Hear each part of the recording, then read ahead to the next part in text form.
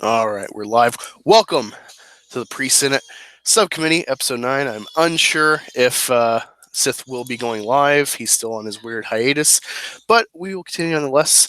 With me today, new virgin to live streaming, the Red Gaze. Say hi, Red Gaze. Howdy, everyone. Good to All be right. here. Thank you, Angus. Yeah, no problem. I really like your content, and yeah, I like to boost people that I feel have quality or adding something or have some insight. We'll get more in depth with you in your channel in a moment. Miss has joined us. It's been a hot minute since I've talked to Miss. What is up? Not much. Just got off work. Yeah. Sorry, I just want to be awkward. Pause for a minute. Yeah, work.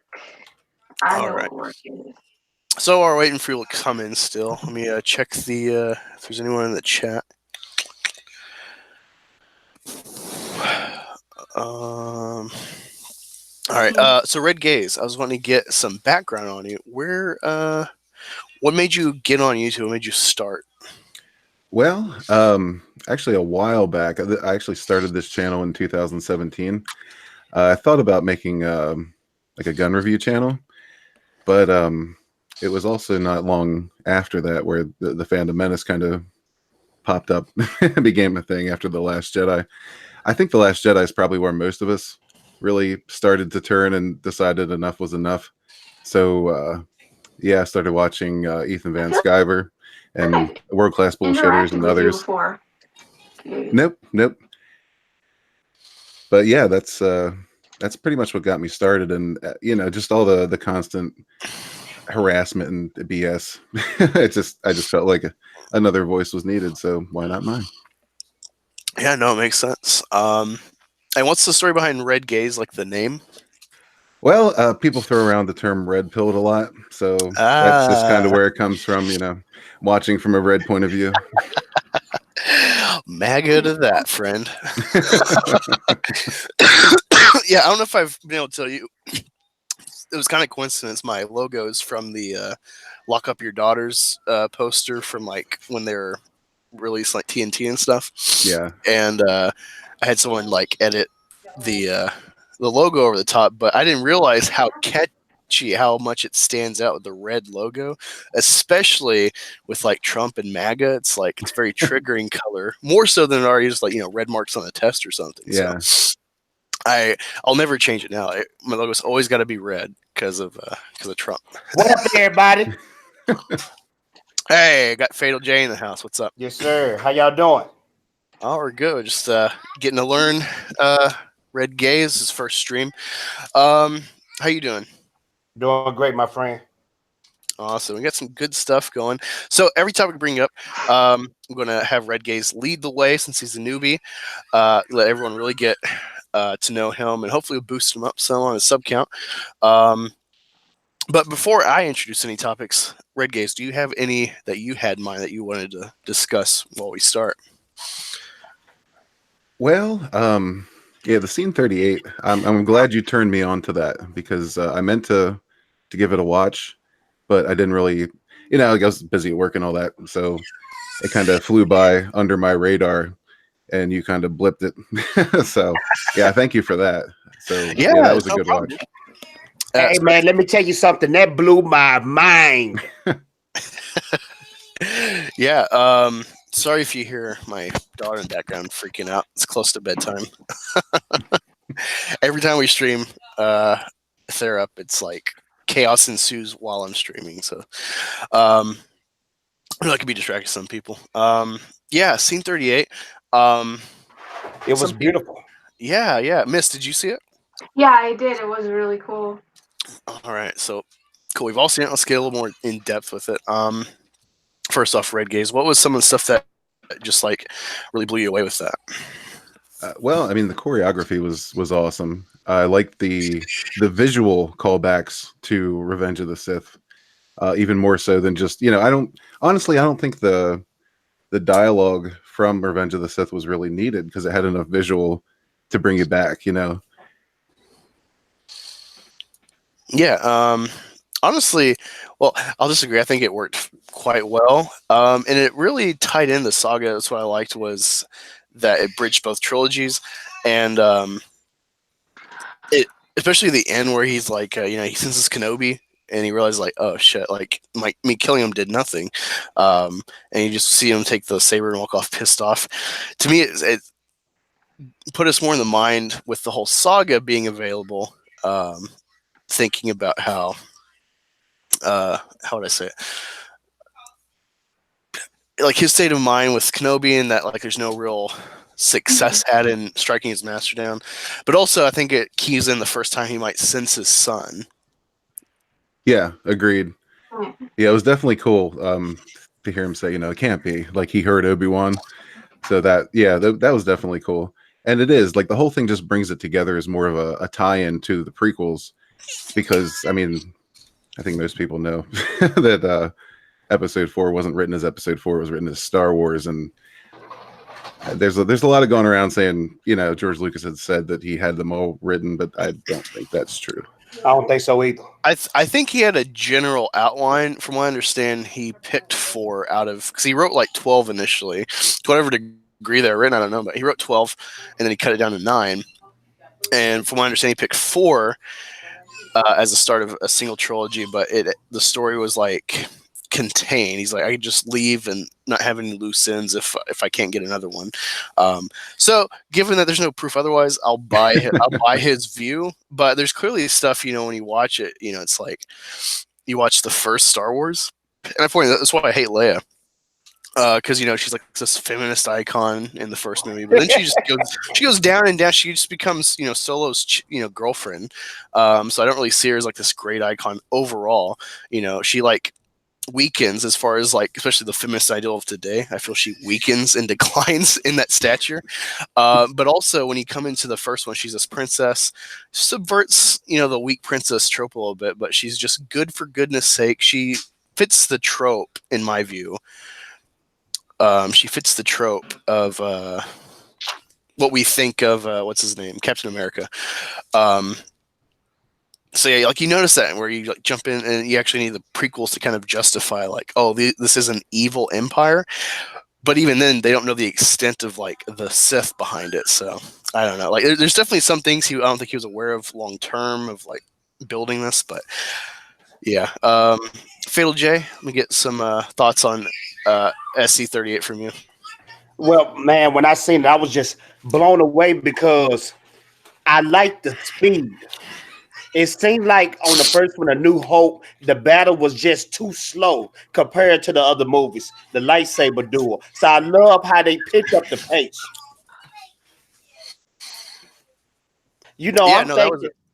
I'm thinking, okay, Obi-Wan Kenobi from episode 3 and Obi-Wan Kenobi from episode 4. Those were just 2 different dudes when they come to a lightsaber battle. So I like how they actually picked up the speed of the battle. That was my only thing that threw me off with New Hope. Yeah, Fatal. To get an idea, how old are you? 33. 33. Okay. So, did you grow up with the original trilogy? The first movie the first Star Wars movie I ever seen was Empire Strikes Back. Oh, okay. So yeah, even that would be jarring going back to New Hope. No, I was asking just to see if you're like me, where I know I saw Star Wars before, like the original trilogy, but it didn't stick, because I was a 90s kid. And you already had some flash that blew that out of the water as far as like catching a child's attention. But yeah, when you watch, the original trilogy, being a prequel kid, you're like, fuck, these fights are so fucking boring. You appreciate it as you get older, but the episode 4 is just like, you can really tell it's like, yeah, they didn't really know what they were doing. They didn't think to have a stand-in for Alec Guinness. Yeah. Cool stunts, so it's just like an old guy and a guy can't see out of a mask. Well, see, here's the thing, though. I seen Empire Strikes Back by accident because I was supposed to go to the theater to see a Phantom Menace. And around this time, they were showing the original trilogy in the movie theater. So when we went to go see Phantom Menace, something happened with the reel. And they had to cancel it, but they gave us other tickets to see other movies. So I seen Empire Strikes Back by accident. And I'm glad I did. That's a happy accident. Nice. Yeah, I saw it by accident. Yeah. I really liked how they tied in. Like, there's so many aspects that they're like tying in, even though it's just an expansion on a scene. Just the way they tied in the prequels, especially with today, like episode 8. The fight was kind of cool, but then you watch like Robot Head really tearing it apart with the Red Guard in Snoke's room. It's like, they because the prequel haters are like, oh, the prequel fights, they're coordinated and they're silly. Wah. And then you watch that and it's like, well, they didn't even edit that fight right. So, and then, the Starkiller base is okay, but it's given the saga, or the trilogy it's in, it's lackluster and you forget about it. There's like definitely a lack of intensity and they're trying to steer away from everything that's cool about Star Wars. Mary Mayhem, what did you think of scene 38? Oh my God. Like, first of all, it was a ride, right? When you first start, you don't realize exactly what you're getting into. It did have a couple of moments where I will grant that it looked a little bit sort of like video gamey, but oh man, it was just such a ride. You're going through it and you're 100% on board. And then there's those emotional moments like, you're my brother. I actually watched it last night for the first time on stream. And I was just, I was completely and utterly over the moon over it. I would love to see a version of the original of A New Hope where it's done a little better, obviously, so it doesn't look quite so video game-ish at points, but where I don't want the original taken away by any stretch of the imagination. Don't get what I'm saying wrong, but I'd love to see a version where that's in there. I think that would be amazing. So yeah, it's all about it. Good talk. Okay. Yeah, this is my thing. I just wish Lucasfilm would look at that and try to implement that in a new version of A New Hope. What you guys think about that? I think that just pulling people on with that kind of passion would be enough for me.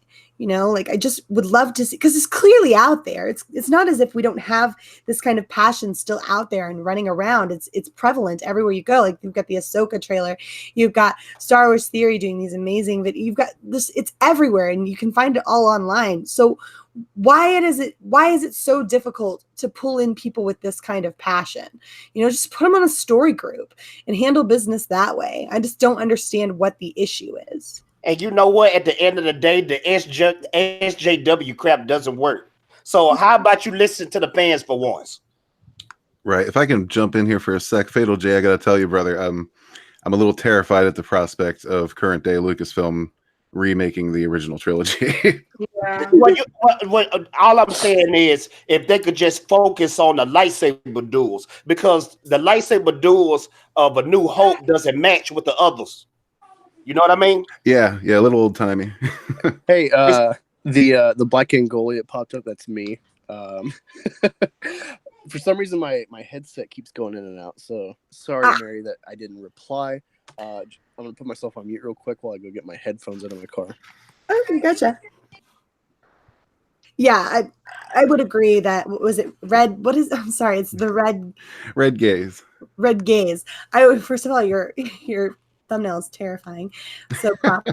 But I would agree with you. I don't really want current day Lucasfilm meddling with the original stuff, because we've already seen, like with the short that they did with Leia and Luke, the little cartoon, that when they meddle with stuff, they always make it worse. Yeah, we'd probably end up with a Luke and Leia sex scene. Oh God. Well, it's Disney, so I don't know about that, but why? Why did you say that? Why did you put that in my head? Because you wanted it. No, they were just no. That is the last thing I wanted. Proper does not consent. No, I do not. No What's up, everyone? Oh. How you doing? Hey, man. Proper, what up, baby? Hey, Fatal J, what's up? You made Mad Squirrel throw up. I did. Oh no, with the incest. Oh, I didn't do any of that. Well, you've been accused of it, though. How? Why? Who's been saying that you... Okay, it's totally off topic. Never mind. Derailed. What are you talking about? I will tell you in shenanigans if you're there. I apologize for screwing up the chat. I would love to hear it in shenanigans. No, that's not what that person was saying. They were talking about the incest thing. I had nothing to do with that. That was all. Yeah, it was all you guys. I didn't mention Luke and Leia. Weirdos. For the scene 38, I liked them tying in the dialogue from Revenge of the Sith. Because that scene is really powerful, and it's I think for me mostly because of the dialogue, because of the way the actors portrayed themselves and portrayed their characters, and I thought tying in the dialogue made that fight scene really powerful. But I don't know how they could implement that into a revision New Hope, because I don't feel like it would make much sense. I feel it works better as its own standalone thing when they tie in those two, but I don't think redoing the movie with that dialogue would work. No. Sorry, I just came back and I saw the chat.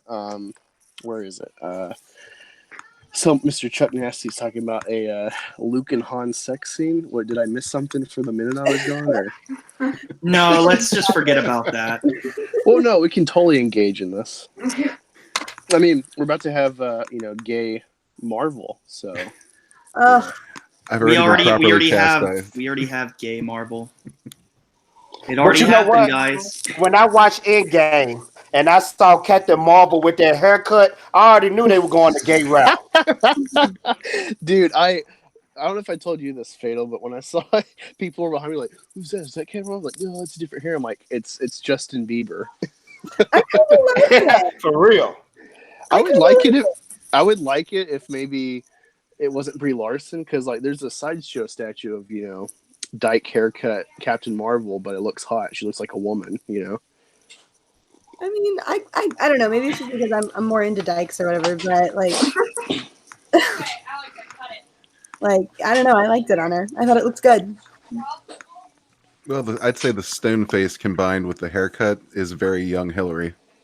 I don't know if it's because I'm biased or salty, but I did not like her interaction with Spider-Man. Oh, I mean, she wasn't in it much. So. I actually was didn't mind that. It was where she's like, super "What's up, Peter awkward, Parker?" I guess. It just came out of nowhere. It's just like, hi, Peter Parker. Like she's his mom or something. I don't know, or his teacher. It just came off as really weird because they're only like 7 years apart or something. It's a little awkward. I don't know. Even though I hate Captain Marvel, I hate Brie Larson, I saw that scene and I thought it was a little endearing for her, where she's like, given she knows her powers that she knows, she's pretty OP. She goes one-on-one with Thanos for a moment. And so I saw her like popping in there and seeing like, oh, he's getting overwhelmed. So, it's like I liked how he overpowered her though, kind of. Oh, I loved when he bitch slapped her. I was like, yes, other people were like, woo, Captain Marvel, wee, which is weird because I'm in a Trump state. I'm in a very white town, so I was surprised that people were like so yippee in the crowd over Captain Marvel. But I mean, I just kind of contained it. I mean, it may have just come down to something to do with hitting a woman. Maybe, I don't know. What, she can't take hits, so you shouldn't hit her?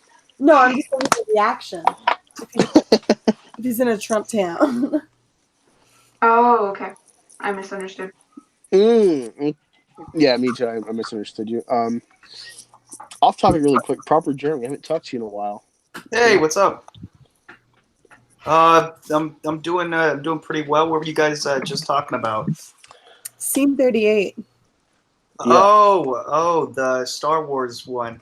Yeah, I think all things considered, I like what they were trying to do. I think like if they were able to, I guess, integrate the older footage a little bit better than they did, because it looks, because they're filming different cameras, obviously, it doesn't look like it's within the same film.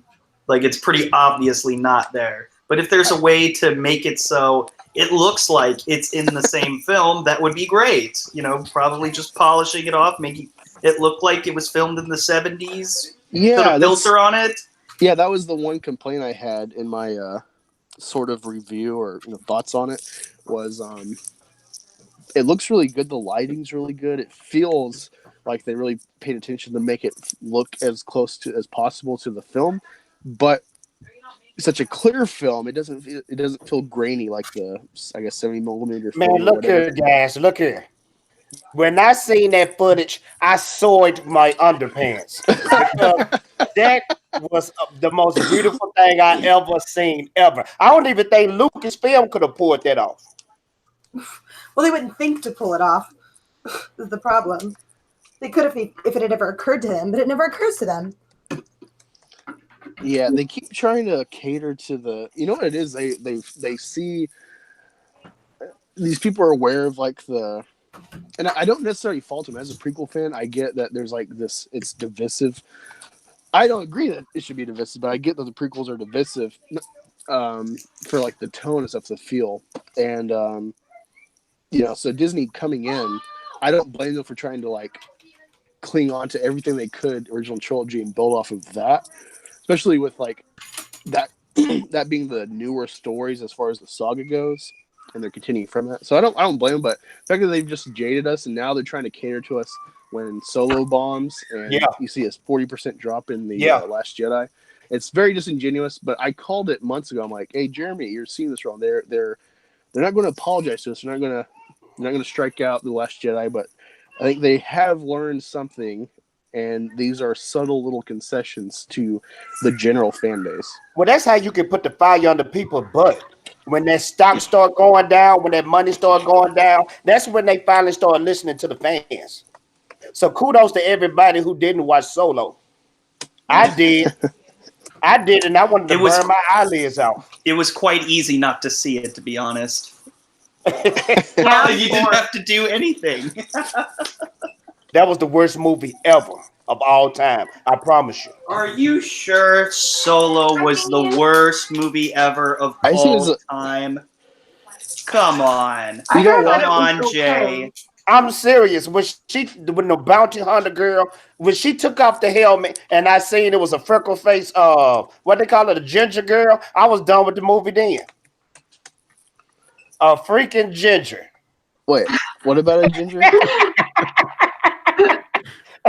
Really? The gingers are what don't do it for you? No, don't get me wrong. I love That's ginger. it. I really do. That's I love it. ginger.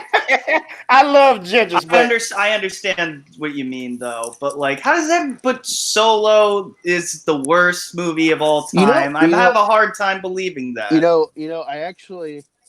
I will concede this is a valid argument to Fatal J, because you watch The Last Jedi, there's a clear passion to fucking wreck everything about Star Wars. Solo is so lackluster. It's like, hey, we want to do a new story, but hey, let's try to play the nostalgia like Rogue One, and like they're trying to play this middle ground, a new boat. It's just like in a different way. It's like Sex Tape, where Sex Tape is trying to be this like provocative, naughty type of plot about a couple. Yeah, there could have been something else there other than, as you said, a lackluster plot, run-of-the-mill sci-fi film, if you will. Well, there could have been something. Yeah, exactly. And there could have been something there with Lord and Miller, but no, they fired them because they wanted it to be more middle of the road. Like, again, as you said, they wanted to play like the middle ground, right? Yeah. There's no tension because if they would have focused the like drive the plot on Kira, and it's like, oh god, Solo doesn't know if he's going to save her or not, or what's going to happen with her plot. You could have had a better, like the way it ends with Maul and Kira. It's like that should have been the whole drive of the movie. But we know he gets through the Kessel Run. We know he lives. He's in like 4 other fucking movies. Yeah, why does it have to be about the fucking Kessel Run? We already know about that shit. You already pulled this shit off with Rogue One, but just taking like one line from A New Hope and then making that a whole movie. You did it twice. Know what? Rogue One was good compared to Solo. I love Rogue One. Well, where Solo messed up is the actor, the dude that played him. I don't even remember his name. But when I seen the actor, I knew it was going to be horrible. Oh, yeah, I heard him talk in the teaser. I was like, no, too high-pitched. It's not Harrison. No. I would have got Chris Pratt to play Solo instead of that dude. That might have worked. He's got the charisma. I think he looks the same age I think Yeah, Harrison it's- was in the Yeah, no. original But let's trilogy. let's give our ladies. Let's be gender equitable here. Make sure ladies are talking. Let's make sure our new guest Red Gaze is throwing his opinion on this discussion of which is worse, Solo or Last Jedi. We'll Oof. start with Miss. I never saw Solo. Oh, shit, you're out of luck. Mary. So I waited to see Solo until it was on streaming. I did not personally feel like it was the worst thing ever. It was cringy at parts, of course. It was dull mostly. Yeah, I think that's a bigger, like, as much as I hate Ryan Johnson, I hate his drive. Even though I have always given him credit for like his interpretation of the Force being a duality, which I think it's supposed to be. Return of the Jedi feels, given what the lore of the Force, it feels like there could be more after that. It's a very nihilist take. Not like nihilism, but it doesn't work in Star Wars. And with Solo, yeah, it's dull. There's like what's the point really? You're just like, hey, look, there's this gun, there's that. Whoop-de fucking do. At least with Last Jedi, you leave it and you're like angry, you know, or you're like, oh boy, it has my political themes. Wee. Right.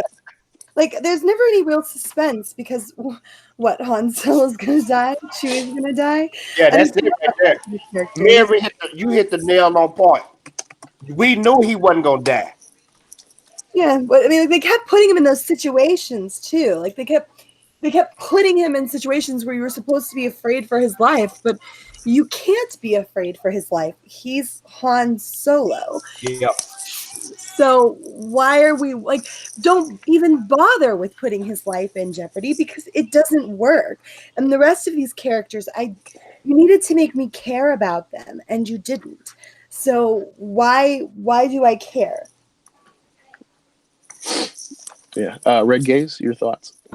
Well, I would say Solo was not the worst ever.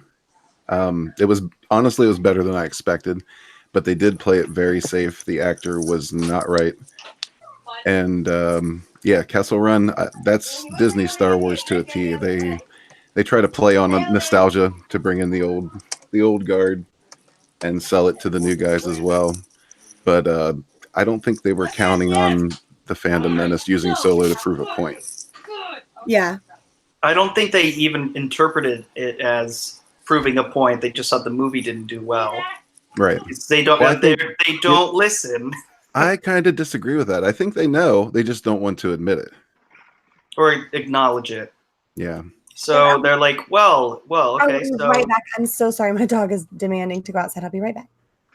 yes, it just kind of seems like, you know, like even if they do know, they are taking like the worst possible solutions. Like, okay, it's like they're gonna punish us. Like, okay, we're just gonna take away all the Solo films. Like, no, don't do that. Right. Say goodbye That's to not your what we Obi-Wan wanted. film. No, that So, yeah. like- They're like, all right, fuck you. We're not giving you your Obi-Wan film. Like, what? But you know Come what? Can I on. tell you guys something? When I seen that Mandalorian footage, I creamed my pants. Mhm. So That's- so Pascal really works for you. Is that what you're saying? Man, look, that movie, that TV series is gonna do it. That's gonna bring Star Wars back. I promise you. I I don't know. promise you. I We'll hope. s- we'll see. I definitely got a good sense that the cast seemed like they had a good time. They seemed very, very humble to be a part of Star Wars, which is kind of it's nice. It kind of reminded me of the first time we saw like Daisy Ridley, John Boyega at like the premiere, and when they started doing interviews. They were just really excited, and that's what I like. You know, that's what I like to see: enthusiasm and people being interested in the things that they're doing. It's awesome. You know, and I trust Jon Favreau. He's yet to really screw anything up for me, except when Lion King comes out, and you know. But- Yeah, I don't have any hope for Lion King. It'll pluck at your heartstrings. It'll play all the same beats, but that's why it's No, gonna it suck. feels hollow. Yeah, Yeah, that's the new hustle now. Turn all the old Disney cartoons into live actions. Or in this case, a CGI cartoon. well, you know what? There's 2 movies from the Disney catalog I would actually like to see them remake live action. And that is Oh God, I know one. that is Hercules. I fucking love Hercules. I didn't learn until later that it was, like a mediocre return or a flop. And Mulan, because Mulan they could actually add a lot of Chinese folklore or what do you call it, culture that they just because they're drawing, it's like they only have so much time to like draw shit, so that they could actually add a lot to that. But I don't want Mulan on the other hand because it's a woman, and we know what they're going to do with women. It's like same thing. Well, with she wants to be a man. That's wow. Yeah, I see the political I forgot message. about that. The I political forgot about messaging. that. She did dress up like a man. I forgot about that. because she had to. She wasn't allowed to fight. But I think like the story wasn't based around her, not her just the sexism that existed, the misogyny that existed in China in the time that she was in, but about her ability to work with the men and for their differences to help both of them at the same time to save China, instead of it being women are better, men are assholes, and that's what it's going to be. No, seriously, like if you go watch the movie, it's about working together and realizing that it's not just the men but the women who could And then do the it. men Like, dress up as women. no, it's not. It's supposed to bring people together, not like be a whole thing where we're gonna have like this statement. A statement that men should are evil and they prevent women from doing what they want. Like, no, that's not the point. That's not the point. That in war, everyone who's on your side should be your friend, and it shouldn't matter who you're fighting alongside. It's just the fact that you guys are together. Yeah, this is actually a good topic. Before we segue into the main topic I want to discuss, we'll do a roundtable starting with Red Gaze. What Disney movie would you like to see remade live action? Well, my answer used to be Aladdin, but seeing what's being done there, not so much anymore. Beauty and the Beast was always my favorite animated Disney movie. That was, So, before any of this, I would have said Beauty and the Beast. Now I take it back. Okay. I take it back. I take it all back. Let me see. Fade. Oh, no, you're muted. Mary, what movie would you like to see of the Disney catalog made into live action? Well, it would have been the same as Grace.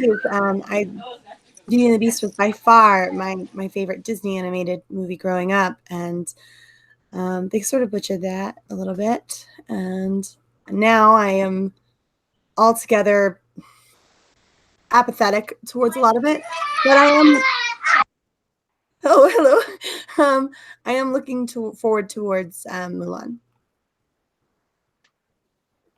So, Hey, for me, it would be Fantasia. When Mickey Mouse was going crazy up in that room. they did the Sorcerer's Apprentice. Oh yeah, that's right. Yeah, you're right about that. I forgot all about that one. It's a forgettable movie. Yeah, because what's the dude name that was the lead role? I always forget about his movies. Nicolas Cage. Yeah, Nicolas Cage. It's always forgettable with his movies. Oh man, he used to be a beast, right?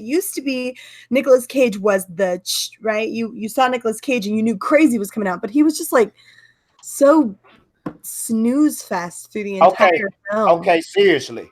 Name the best Nicolas Cage movie you can right now. Con Air. National Treasure. Ghost Rider as well. Oh. Ghost Rider. Ghost Rider. I forgot about Ghost Rider. What's wrong with Ghost Rider? It sucks. Okay, then. I don't know. I personally did not like Ghost Rider, but maybe Okay. it's because my brother watched it 20 times in a row. Proper, what you think about Ghost Rider 2? I bet you didn't even know it was a Ghost Rider 2. Didn't see it. I knew it was happening. I did not see it. Don't see it. I don't have any plans on it. I heard Idris Elba was in that movie too.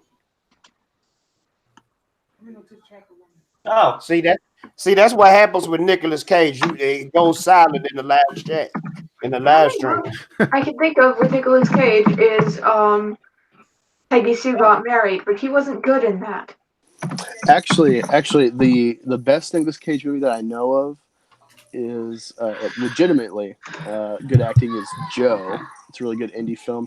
But if you want a crazy one, even over top that tops Con Air, it would be Face Off with John Travolta.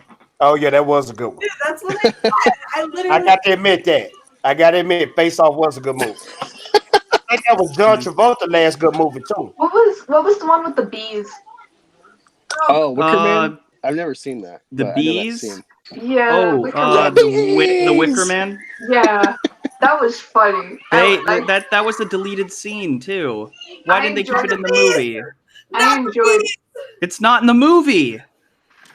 I It's enjoyed that ridiculous. movie based on how ridiculous it is. It was just funny. I think we're all forgetting a Nick Cage film that he was pretty great in, Kick-Ass.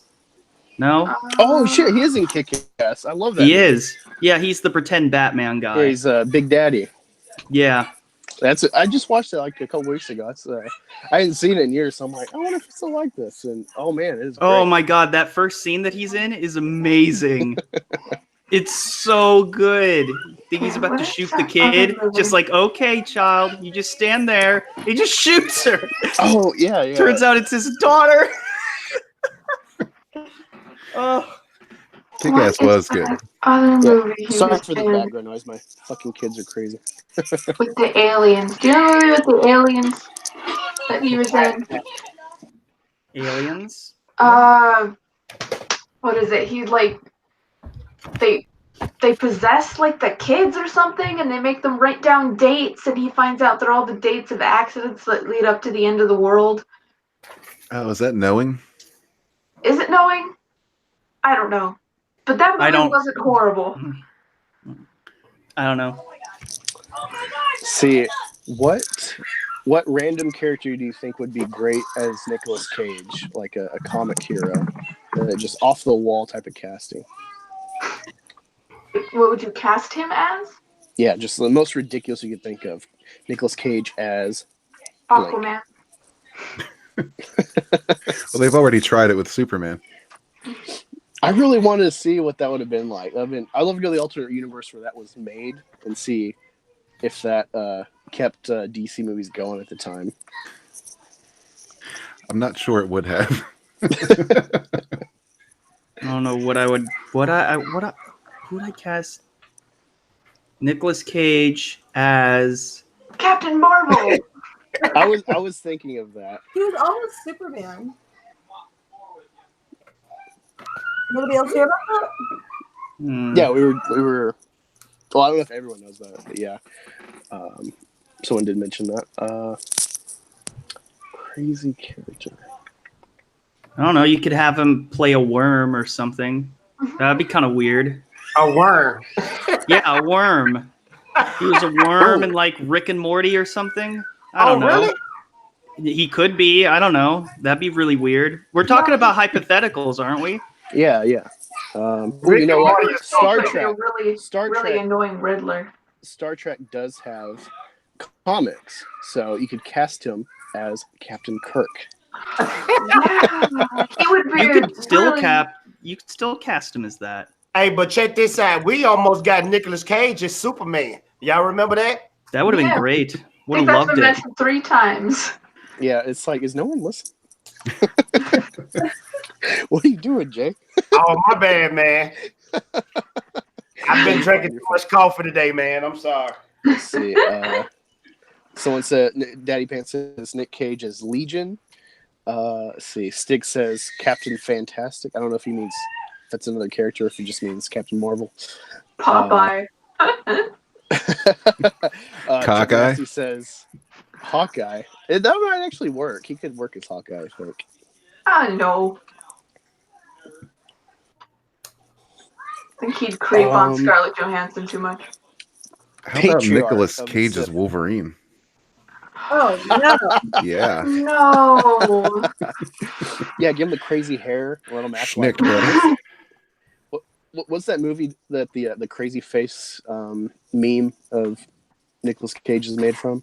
You see, it's the accent bothers me with that. Be Southern, be annoying. He's Southern Canadian. Stupid. stupid. Patriarch of the Sith says Cage as the Crimson Chin. Riddick, no freaking way. Not Riddick. Vin Diesel is Riddick. Always. No one can be Riddick other Well, than Vin Diesel. you can make it ridiculous. Oh. No. See what I did there? Okay, I think we've exhausted that. So, one of the main topics of discussion right now that I covered the other day, Rian Johnson, according to John Campea, seems to not have his trilogy. What are our thoughts? Red Gaze? Thank God.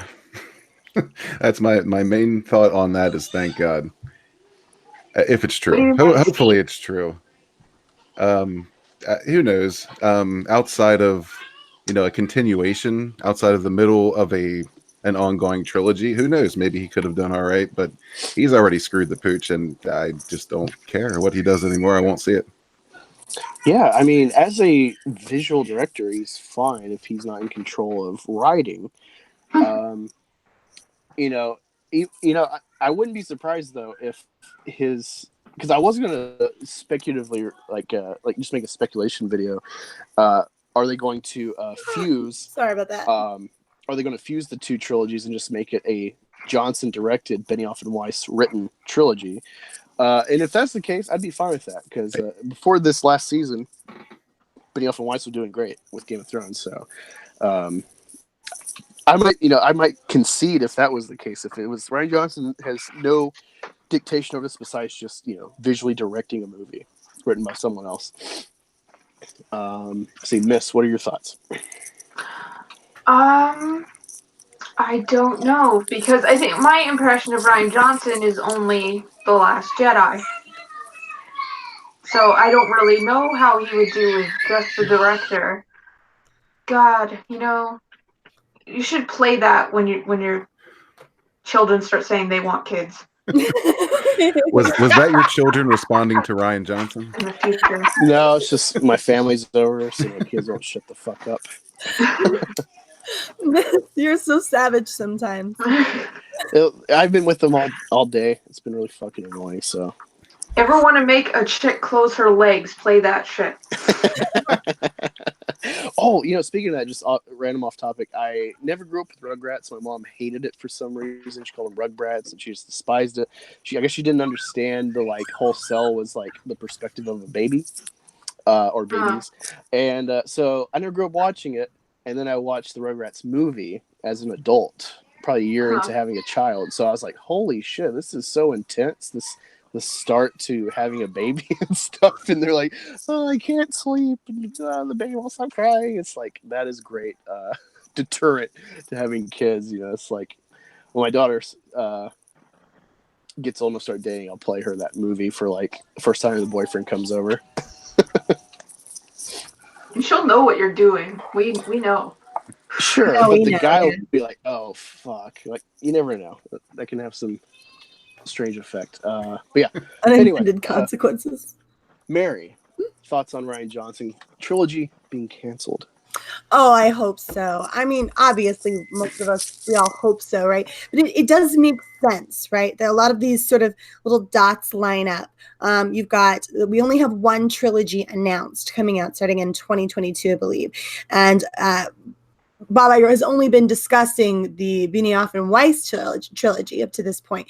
So Rian Johnson's sort of fallen into the background and nobody's really discussing him at all to any extent. So with just one trilogy announced and Rian Johnson sort of sitting in the corner, not really being talked about like the bastard child, it just makes sense to me that he's probably canceled. And at most, I think at this point, we can expect to maybe see some stuff on streaming. Can I add a response? Yeah.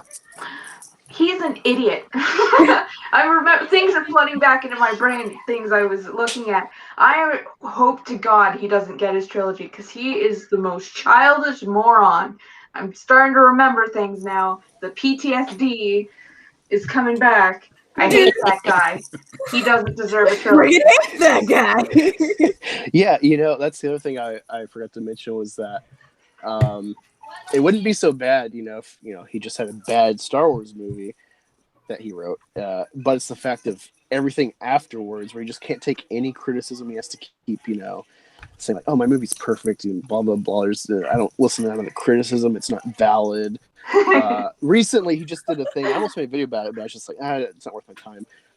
Where he's like, "Yeah, we really gotta flesh out a villain." He has a picture of the shaft where that Palpatine falls in at the end of Return of the Jedi. He's like, "Ah!" And he's just like, dissing this guy, critiquing that, trying to use Palpatine as an example. And it's like, this universe is already established. It's very simple.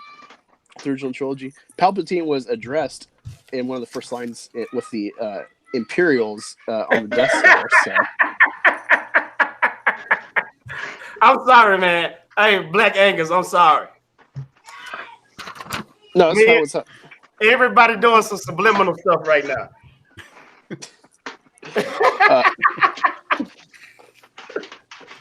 Can you go into that?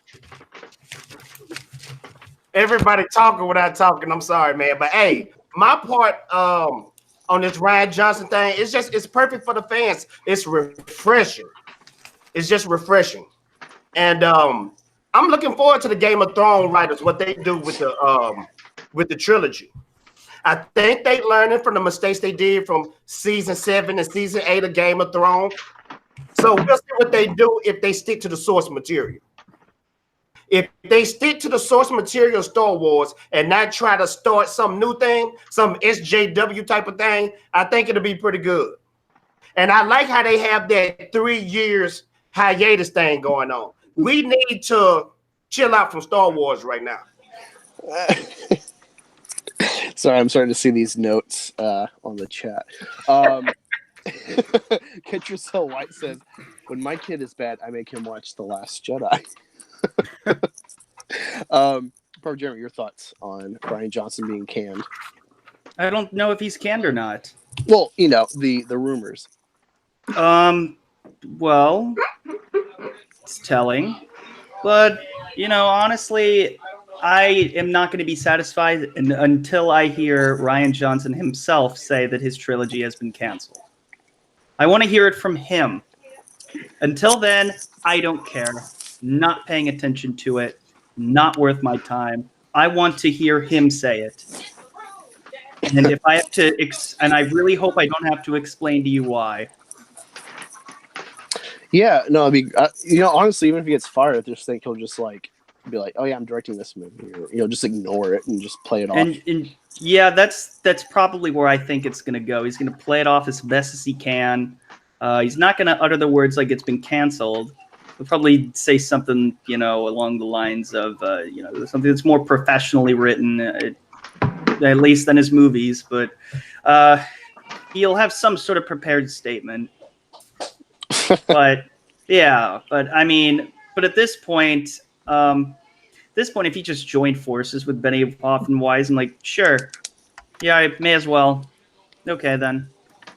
Yeah, the one thing that I haven't really heard anyone talk about is KK and Iger are supposed to both be gone in 2021, and the first movie's in 2022, a year after they're gone. Well, we don't know if Kathy is going to be leaving or not. We were wrong the first time. I don't think she's going to go anywhere. You said Bob Iger is leaving? Yeah, him and Kathleen Kennedy's contracts end in 2021. Yes. Oh, I said yes to what means, Barry wrote. I'm sorry. That means they're going to have 2 years of oversight for this trilogy, for the first movie at least. But depending who takes the mantle for Lucasfilm and Disney, if they're both gone, it's still up in the air. I don't know who would be in succession. Maybe Alan Horn for Iger. But it's just interesting given the dates they've given us with their contracts. So it's like, and the fact that besides Kathleen coming in, I think the first day at Celebration, and her being the first time anyone has validated Ryan Johnson in his trilogy, and then this rumor from Campy of all people coming out, it just seems that Kathleen has really no say, and this is very much undercutting her. I would say if this is what's going on.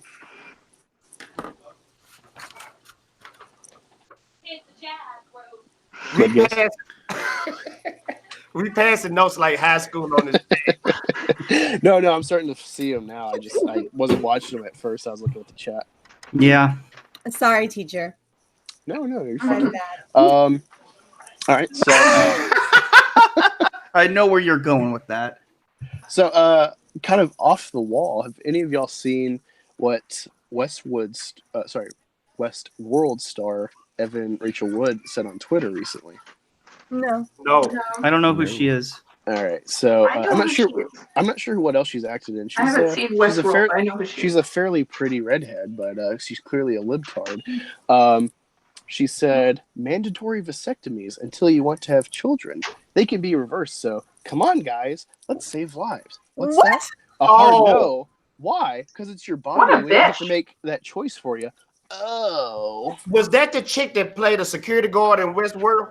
I No, really love how, she's the Western chick. like, abortion. Oh, it's her body, right? Like, it's a woman's body. You don't get to choose. So abortions are totally cool, right? That's legit. No issues there. But oh Lord, let's just mandatory make all men snip their balls. Like, are you kidding me? Oh, the hypocrisy is. Well, she's trying to equate wait. She's Wait trying a to minute. equate it with the abortion argument. No, that's different. Insane. It's completely insane. Most guys will happily snip their stuff whenever they're done and they've had a couple kids, right? Like most guys will, like I've actually known several guys who go out and get that done because, you know, hey, I've got a few kids already, I'm squared away, and they feel like they're set. But man, like that's not something to force on someone. That's completely insane. Yeah, Sorry. and the longer you go from the initial procedure, the less likely you are to successfully reverse the vasectomy. So it's like it can be completely life altering, and you may not be able to actually reverse it even with the procedure. So it's like that's why I'm against sterilization. It's like I'm very much pro condom. You know, it's simple. Like I don't like women cutting themselves because it's so invasive. And I'm a guy. I don't want my balls snipped either. It's just you know, take a fucking 30-second break, put on a condom. It's that simple. Like if you don't want kids. Yeah, what if they screw it up? Oh, Yeah. snipping or the condom. It's like No, get a new one. no, the procedure. What if they fuck that up? No, thank you. Yeah. Nope. I am very much against mandatory anything. Miss, that's not how you're supposed to say it. I was trying to be a little polite. Just a little more polite. Sorry. Angus. No, you're supposed to say you're cute when you're angry, not. I'll take hot. I don't mind. No, If do what when you your want. balls are snipped. Just saying. I'll take hot any day of the week. You want to call me hot? I'll take it. I'll straight up jiggle. Let's go. Sorry, not shenanigans. You got me at the jiggling part. It's not Go ahead. shenanigans. I'm sorry. It's too early for shenanigans. I forgot.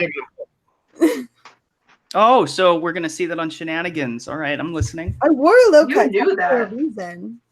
So Nice. tonight's party night. I like the jacket. Sorry, I didn't realize I was muted. The Senate. Let me go back up. The Senate said, "What the fuck just went through my ears?" Excuse me. Where else? Daddy Pants. Bitches need to learn how to keep their legs closed. Then I agree. Patriarch of the Sith. Great commentary. How about she keeps her clit out of my business? Whoa. No. Let's see what else we got here. The Senate also says, I want to keep my balls. I wanted to keep mine too. Like Christian Bot says, just pull out. I agree. Giggity. Mhm. Did you guys hear this freaking ice cream truck right outside my window? Yeah, I thought that was Yes. a phone or something. That's like It's the okay, third it's just time it's it. gone by. It's just it, Mary. You're safe. Man, I thought that was at my apartment. I was about to go outside and give me one of those. Sunday Might as well ice cream, guys. Freaking ice cream. I want a fudgesicle. I got Jordan Sanders, you walked into. I was commenting on Evan Rachel Wood from Westworld. Tried to equate mandatory. The argument to force mandatory vasectomies with people dictating abortion laws. I'm assuming this is in response to Georgia and I think Alabama both passed very restrictive abortion laws, which I'm fine with. But you got these actors, especially like Marvel. I covered this a month or two ago. That Marvel and all these actors are trying to sign this petition to boycott filming in Georgia. Georgia's become a very big filming location. I think both Avengers movies, Infinity War and Endgame, were mainly filmed in Georgia.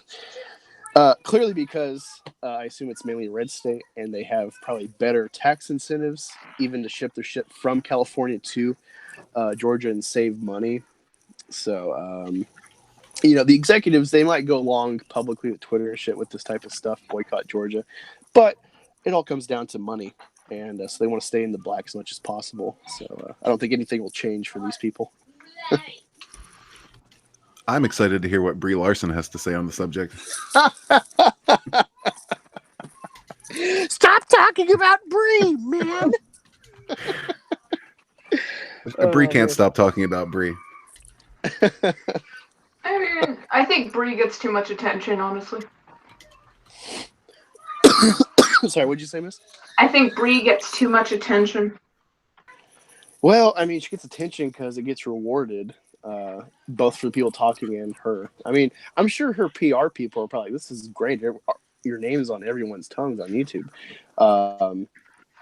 Just like Michael Jackson, apparently some of the tabloids in the 80s where it's like, Michael Jackson bought the Elephant Man remains and shit. Like, that was apparently put out by his people. So I think this bad PR is still PR for her. Yeah, because I remember John Talk saying that. He said he hate talking about Brie Larson, but that's what people want to hear is Brie Larson. Well, it does your channel some measure of good as well in order to have a consistent content, so you hit the algorithm properly. And it makes sense that if you're talking about a consistent topic regularly, then you're going to want to continue to talk about that topic, especially when people are clicking. People want to see this information. They want this content. It's hard to fault a person for doing what it is that is best for their channel. Yeah. Just saying. Proper, I haven't checked your channel in a hot minute. Have you been doing any Brie Larson videos? Proper, you're muted. Proper, you muted, man. Muted. Oh, oops. I said no because it doesn't do shit for my channel. It's only done it once, and then the next time I did it, algorithm didn't pick up jack shit. Nothing. So no, I'm not doing it. I'm not doing it unless you want to go and watch it. So otherwise, no. Proper, you already messing up. We supposed to be doing a BFF live stream together, man. Best friends forever. Hearts and butterflies, rainbows, unicorns. You want to do a one-on-one? Let's do a one-on-one. BFF, butterflies, unicorns, all that good stuff. How about Unicorn Store? Keep it in the DMs, guys. Yeah, hey, you gotta reach out to me, Fatal J. We'll make it happen. We'll make it happen. It might take some time, but we'll make it happen. Speaking of that, Ketracel says Brie likes anal, and I said, well, nothing wrong with anal. And then Cyborg says from horses, and I'm like, you're making me like Brie more. Got to be honest, Cyborg, if that's the case. Okay. Well, no one else is going to jump in on that? No. You lost me. No one but Brie. No, it's just like, who'd you rather pork, Brie Larson or a horse? Can I just opt out of that situation? Hey, what kind of horse? You're not into horses, Proper Jimmy? You're a fucking bigot.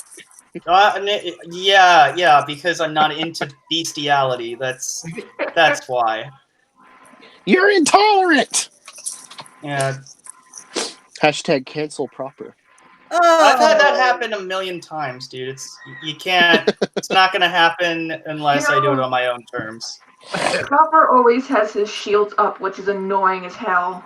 What do you mean? Cry at least once. No, What are we especially not in front of you or the internet. No, not gonna Get your- happen. Catch yourself picked horse over Brie Larson. Never upset proper Jeremy, and it's annoying. Why? I'm not upset at that. I'm just saying No. I'm not gonna cry. No, thank you. Oh man, Oh, fine. Nope. Micah D2 says, "Respect my bestiality." I assume he's talking to you, proper. You know, you should know that No. all the male top YouTubers cry to their followers. That's what they do. Do they really cry to their followers? If you're gonna post up a sign, you have to post it so I can see it. Yeah, pull it back. That's I what can she. read it if you'd like. Oh, I see. See, when she pulled it back, it became fuzzy for me. So. Oh, okay. Well, I thought there was something above that. That's just what you wrote earlier. Okay. Oh, it's previous notes. Oh, okay. Gotcha. So, are any of y'all excited for John Wick 3? Me. Not really. Me. Nah, it's a guy's movie. Okay, That's almost fade. ridiculous. I don't even know what that movie is. It's a guy. I like guys' movies. I like action films. It's specifically. I mean, I think they're milking that fucking movie for more money because it did so well, and because it's Keanu Reeves being badass, and all the Matrix stuff that they have in there is just immediately like, please come see this movie and give us more of your money. Speaking of Matrix, they coming out with a Matrix 4. Did y'all hear Oh that? my god. What? No, they're not. They shouldn't do that if it's true, or you're lying, which isn't nice. No, I'm Really, dead serious. I'm dead Really serious. quick, Cyborg Patriot, you said Ruby Rose. What? You said if only Ruby Rose is in this one again. Oh, Yeah. it cut out for me because my headset sucks. Okay. There's a lot Tetracell of White people- says kick proper. a lot of alright. people going for horse, which I don't understand. Yeah. Hey, I Lot keep of hearing that forces out Pikachu movie is good. I'm not hearing anything yet. Hey, sorry about that. Cyborg Ruby Rose, is that the girl that gets killed in the fight with John Wick at the end of 2? Maybe. She the chick who plays Batgirl. Batwoman or whatever. I think so. Oh, it's Batwoman now. I thought it was Batwoman that she played. Yes. I thought that was a dude. Yeah, Ruby Rose looks fucked up. Yeah, she's like gender queer. Some days she feels Yeah, masculine, sometimes she feels feminine. I'm like, identifies as a tree or something. I don't know. You guys telling me that wasn't a dude? I thought that was a dude. no, it was pretty obvious it was a girl, even with the hair. I'm surprised you were fooled. That Hollywood they give me every time. So, never mind. Oh god, you're funny, Fatal. Anyway, I brought up John Wick because they released the Rotten Tomatoes score. Yeah, Rotten Tomatoes is compromised somewhat, but we'll see if they fix their shit in the coming months since Captain Marvel's done. But the score is 97%, and I'm like, wow, a toxic white male with guns getting a 97%. That's big news. Indubitably. Indubitably. It is big news, and it just goes to show you what people actually want. You know, normal people. Yeah. Maybe this is them trying to get back on our side. Maybe it's just that fucking good. I remember I heard about John Wick. What happened here? Drunk What the radio. hell? Oh, Joe, what's up? It's the sound of me getting out my notebook. Hey, what's up, everybody? Just Howdy. stopping by to say hello. Hey, what's up, Joe? Got some things to say. Again. My favorite people. Are your calves available for this chat, my friend? Oh, please. Not yet. Oh, Not yet. Okay, that's fine. So I don't know if you're listening, but John. Yeah, Wick I've been 3, listening. Are you excited? Am I excited? John Wick. Am You I know- excited for what? John For John Wick. Wick 3. Please don't kill me. I gotta see the first one. Oh, Drunk. What? I saw the second one. I Wow. got to see the first one. Drunk. This all I want to know. What is up with the sexy voice, man? You turning me off. isn't it sexy? I'm sitting out on my patio, just having some time of reflection of the week. Man, And do you got the woman over or something, man? You got the deep voice. I feel like you got a robe on and you smoking on one of those long cigarettes. What's going on, man? No, I'm just not trying to be so loud. That's all. Hey, that's me all day, man. Hey, I'm high on coffee. Y'all should try it sometime. I've been in 2. Well, I'm not gonna say that. I don't even have my camera on. Like, it's just. Who calves? My calves? I mean, look, Drunk. it's just me just hanging out outside, just doing my thing. You see the water skier? Can you see the water skier? Mm-mm. Can you hear the water wait. skier? Maybe. You don't see the water skier. That's so bizarre. Is it that little black dot?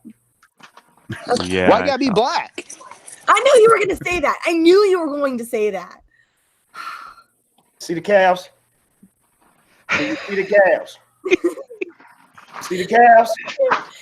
No, it's drunk calves. We're looking for drunk calves. Oh, Fatal. my bad, my bad. Not that your calves aren't lovely. I'm about to start lifting up the shed in a minute. Not I that don't have my camera on, so it's like I can't get my camera down there. I think drunk is drunk. What No. is that shirt you're wearing, Drunk? Space Jam. I thought I that knew was Space I Jam. knew that too. I freaking knew you were going to say that. I was sitting there thinking, Space George, Jam. Bugs Space Bunny. Jam. You're rocking Bugs Bunny right now.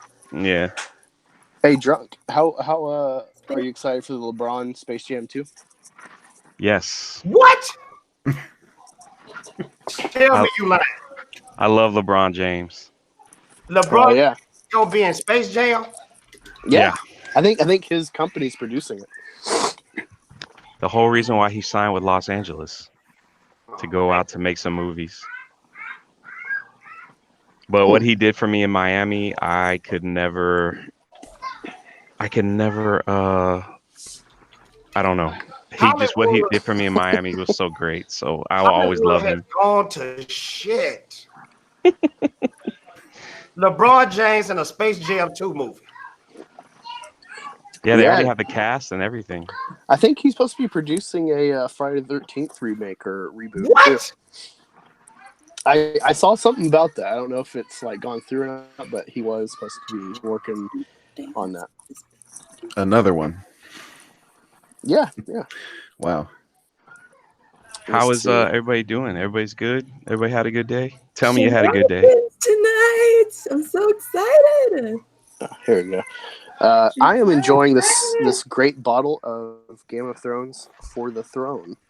What the heck is that? It is a. Let me see if I can get close enough.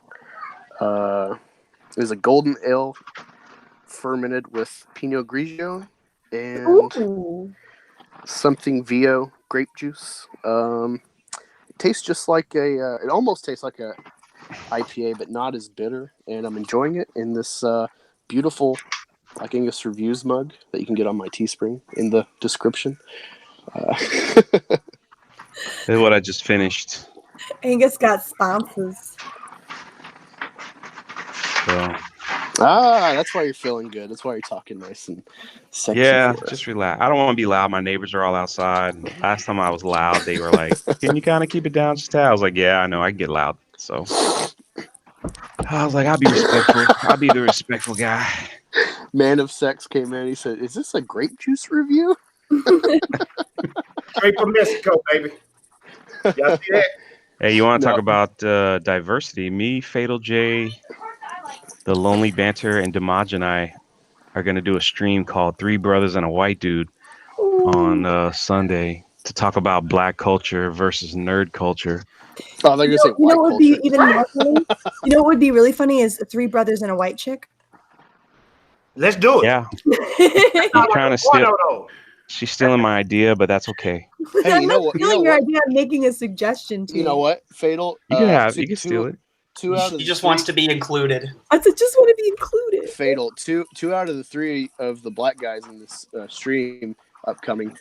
Y'all can like get together and be like, all right, draw straws, whatever. Y'all can be white chicks like the Wayans brothers. I'm not doing it. I'm not doing it. All right, so Demaj and I and Lonely Banter, they will be the white chicks. It is a little suggestive, though. 3 brothers and a white chick. I'm just saying. A little. More than a little. Petrocell said that's Probably called they probably have Oh, ratings it's gonna be- through the roof. It's gonna be that kind of a stream. I'm actually stealing that title, that idea. The title. I'm gonna call someone. Who are you calling? I'm going to lay back in my chair tonight, guys. I'm going to be very chill. Whoa, whoa. No, I'm kidding. Cleavage. No, I don't know. I don't know anything. Cleavage tonight. If you like what you saw, be sure to go over to Mary Mayhem. Holy crap. Is that Ruby Rose Cyborg patron? Because, gee golly williker. Those are some nice pictures. Sorry, she sent me some in my DMs. I love it. Gee golly williker. Yeah. Yes, miss.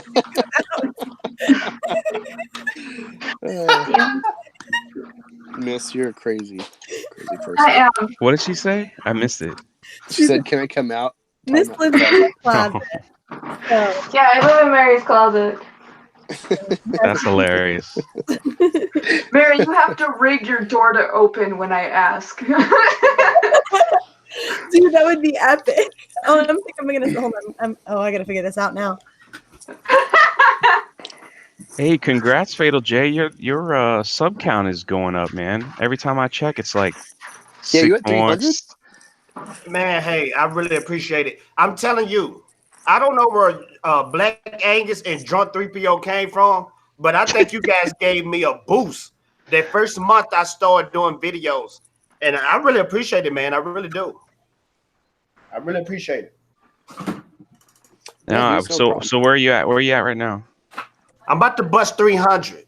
I'm close. It's fantastic. Mary, you're gonna be at 1,000 probably by the end of the month. Oh, probably. Same with Angus. Hoping Well, so. that's our hope. That's our hope. A rising We'll get tide lifts all boats. We'll get Jeremy up there too. I'm actually surprised Proper Jeremy doesn't have 1,000 by now. I'm really shocked. Oh, by I that thought for you some meant reason. like Why? D-Day. I thought you were joking about D-Day. Yeah, I thought you were we'll get him joking up there too. No, I mean- I'm not joking. Well, I want to see. I really want to see all you guys succeed. I really do. Like, because it's a beautiful thing, you know. Like we all succeeding, all that stuff. So Yep. What was it? Red Gaze. He got up to 70 last we were talking.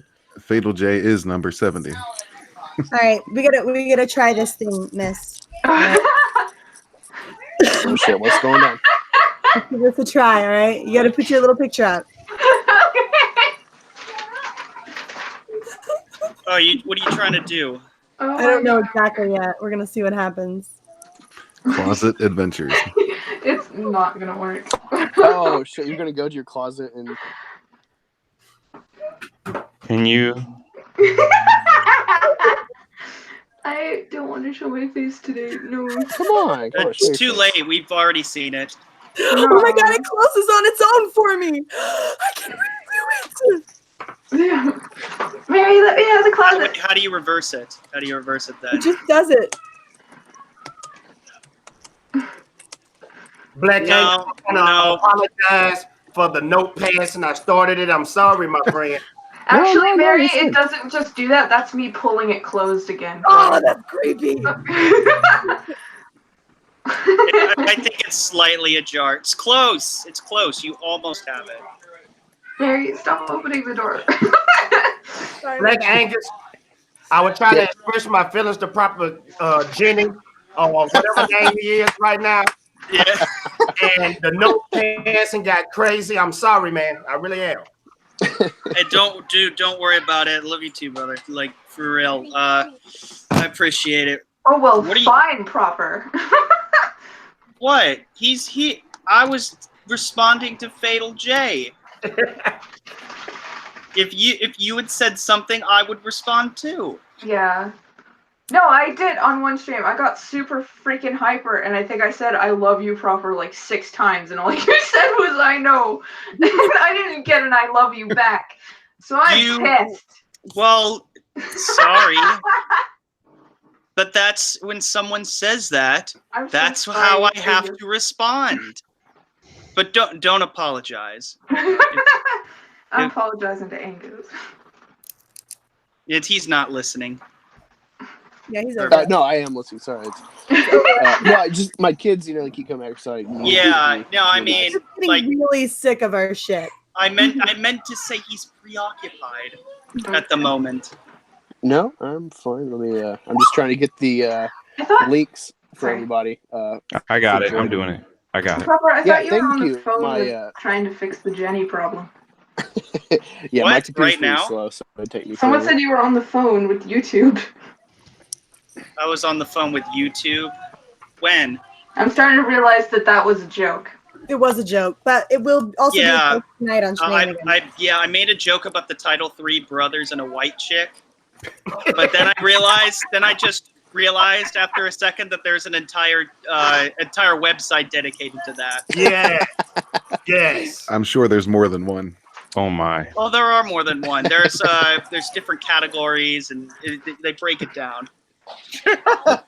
Hey, really quick before we get on more topics, Mary, what are you doing tonight on your channel? Are you going to be going on the big channel you were talking about earlier as well? You can get some followers, go over to yours afterwards. So I have to clarify it with Tom first, but I believe he's going to go live for a stream to let everyone know that I will be doing shenanigans tonight here in about an hour and 15 minutes. We're going to be starting shenanigans. I intend to be very drunk. So we're going to be having a lot of fun. We're going to be telling sort of funny, awkward stories about ourselves. We'll be doing improv. I have my list of improv. I have plenty of those, Mary. We'll be playing our signature game, F, Marry, Kill, where we will be murdering and loving one another and just a giant orgy of fun. Everyone kills proper. Not tonight. Oh, wait. What do you mean everyone kills me? Tonight, proper makes fluids come out of me. So. Whoa. Well, it wasn't just that night. It's just not just tonight. It's every night. I can't see all the of the camera nights. button, so I'm stuck like this. Subscribe to Mary. Damn it! I'm trying to hide my face. I can't see I'm the looking camera forward button. to the midnight live stream. Oh no, that's pretty much the equivalent of it. Oh yeah. How long are we going for? A couple hours or something? 2 hours. Get back in the closet. Sorry, guys. She's listening. She's doing good. No. I want to go in the closet. No, I don't want to. So yeah, it's just a lot of fun. Friday nights are shenanigans. It's just our chance to hang out and have. What's up, baby? Hey, how you doing? What's going on, guys? Just got off work. I'm ready to raise hell and drink some beer. Hey, How you man, guys doing? I already beat you to the punch, brother. I already beat you to the punch. Yeah, Just throw it through the phone, man. What's up? Love and life, my brother. I need to get some fishing line to make this trick work. Really? What are you using? Toilet paper? No, it's ribbon. Oh. Yeah, I thought it was toilet paper too. Everybody has to wipe their ass with something, so let Mary be who she is, okay? Stop it. I mean, I would imagine using a ribbon would be kind of like Seriously, Mary, the light hurts my eyes.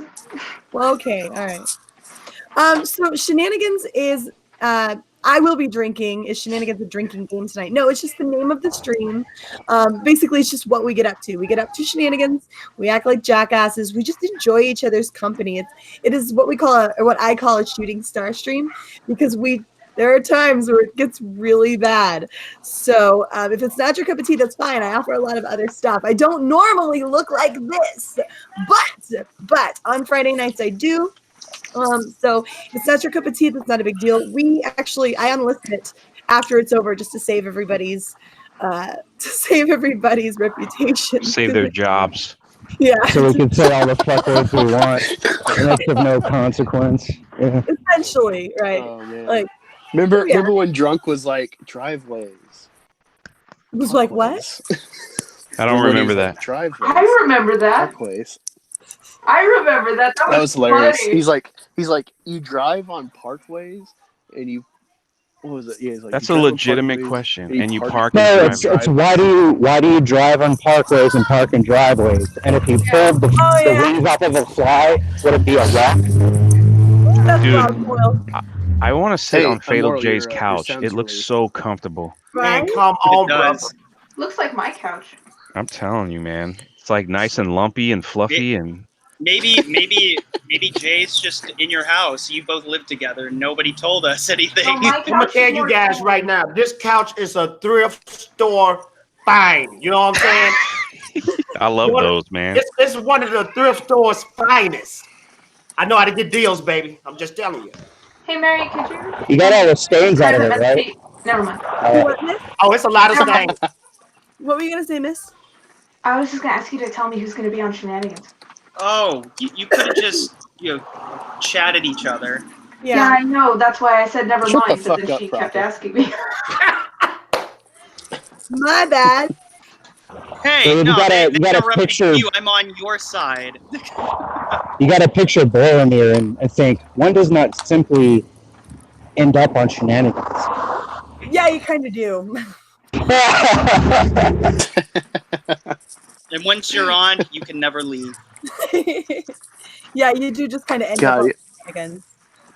It happens. Yeah, you've had like 6-hour streams. It's been crazy sometimes.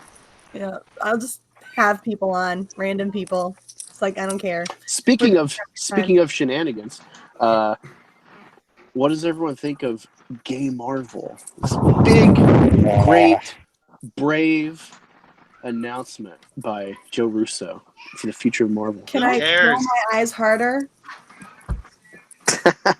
Just, ugh. Like honestly, Can you make a noise like with your eyeballs in your skull, like when you roll them? Can you let me like, see how hard of an eyeball roll I can get going. yeah. You know, you Oh could. god. You know, you could just like characters who don't have any like love interest. You could just probably just say that they're gay if you wanted to. I mean, if it doesn't matter. It doesn't matter. You know, like what is it? Like what's gonna happen? Is is the superhero gonna save their husband or something? Like what's going on? Or what's All you happening? have to do proper. What? All you have to do proper is show up in Act 3 of a Marvel movie with like a Justin Bieber haircut, and then you're a lesbian. That's how that works. No. Okay. Can I The thing is, we have traded. Oh, bisexual person for a second? Can I pull out my little LGBT card? Is that okay? If Yeah, actually have a card. Sure. Make a card. I should make a card. we should. We should make ourselves little cards. No, like it's just really frustrating and annoying because it's tokenism at its worst. If you're going to make a bisexual or gay character, then just make them. Stop talking about it. The only reason it's abnormal is because you keep making it abnormal. I don't want it gestured to in some flamboyant way. Oh, we've made a gay person. Well, congratulations. Good for you. Does it have anything to do with the story? Does it have anything to do with character development? Does it have anything to do with plot development? If it doesn't have anything to do with any of those things, then first of all, why did you do it? Stop pointing at us like it's special. Like stop making it weird. You're making it weird. Yeah, like look what we did for you. Like you didn't do jack shit for me. Thank you so much. I feel so represented. Oh wait, that character sucked. Yes, I mean- thank you for having us be represented by shitty characters. You What? know, Like, come on. yeah, I mean, when I watched Endgame, 'cause I've seen it twice, like the scene where it's like the round table, whatever, with Captain America leading this support group, whatever, and it ended up being Joe Russo as like this gay character talking about a date and stuff, and the lingering effect of It's like the fake snap. Fight Club. Well, no, I was fine with that scene. It made sense to me. Like, I know some people thought it was like, oh, it's a feminizing man, or whatever. You got it. You know, really sucking out, for lack of a better term, really zapping out I don't know, like SJWism out of that scene, and I never got that. I just felt like, oh, there's a gay guy, he's in a support group, and him and his date had, they both broke down at different times because this is still affecting them, losing half the population. I didn't think anything of it. It was like, okay, there's a gay guy. It's in New York, It's like, what do you expect? I don't mean that derogatory. I just mean like, it's a very open city compared to other places. Well, New York is also a very big city. Yeah, I mean, it seemed normal to me. I didn't think it. And yeah, Jim Starlin making a cameo in there as well. Yeah, and I think that should be the point that they should try. Yeah, to I mean, make. I thought nothing of it, and then they're like, "We're gonna have gay people, yippee!" And it's like, okay. Yeah, that's exactly what they would say too. Yeah. I feel less tokenism. There's this. I found a not a yard sale, but like a thrift shop or something. It was just, I look for random ass movies, and there's a movie called Another Gay Movie.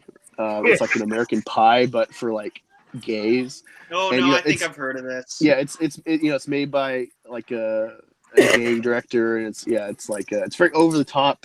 It's like a gay American Pie. It's ridiculous, coming of age. Hey, let's all make a pact to lose our virginity. Even with that, with all these like stereotypes of specific gays, it's like I never felt pandered to or anything. I just felt like, hey, this is us making a movie for ourselves, or whatever. And I don't know, it's wacky that especially with the percentages of gay people in the world, it's not that much. The fact that you're like pandering to like this obscure demographic as opposed to just, I don't know, traditional families or people, or not making a big deal, not sensationalizing a demographic. It'd be like, we're going to have the first black person in a movie. Yeah, exactly. Yeah, but they are sensational. They are doing that, and they'll do that. Like, that's the thing that pisses me off so much about this. You're making this super sensationalized. You're making it harder for us to be normal. You're making it harder for us to just be accepted as normal. No big deal. Like, this is just like, why are you doing this? You're doing it for your woke. That's the goal of social engineering. That's exactly what it is. For woke points. Yeah, and this makes me upset too, because I know as soon as if they have a gay male character, who's the lead or something, they're gonna be like super flashy and like super gay and super feminine. Like, it's just like, come on, why can't you just have a dude who likes to suck dick in there? Like, like, come on, like, you don't have to get into details of it, but why? Why do they have to all dress in neon and just wear bandages or something, and like the headbands, and talk like in a super high pitched voice, and like talk about their clothes and how fabulous they are. Like, come on, stop it. All right, stop making us look like stereotypes. First of all, they're wrong, because the first gay superheroes were already in Deadpool, so they didn't make a big yeah. If y'all would ever let me speak, they didn't make a big announcement. They just put it in the movie, and it was perfect. Right. It was perfect. So stop getting it up in a tizzy. No, I am saying is that if there's like, I know what you're saying. I know what you're saying. I'm just saying, like, their argument is stupid. Their argument is stupid because it's already been done. Coil, you sound like first Deadpool and the movie was pretty gay. Thank you, Mary. That was what I was going to say. Immortal, I'm going to kick you and then come back in.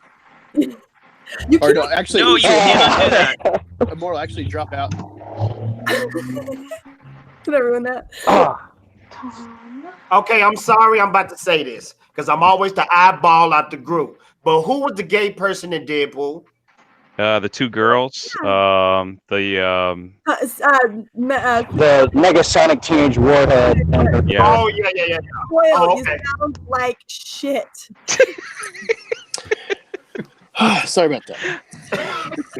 My internet goes in. We were all thinking it, but Mary said it. I'm just trying to be honest.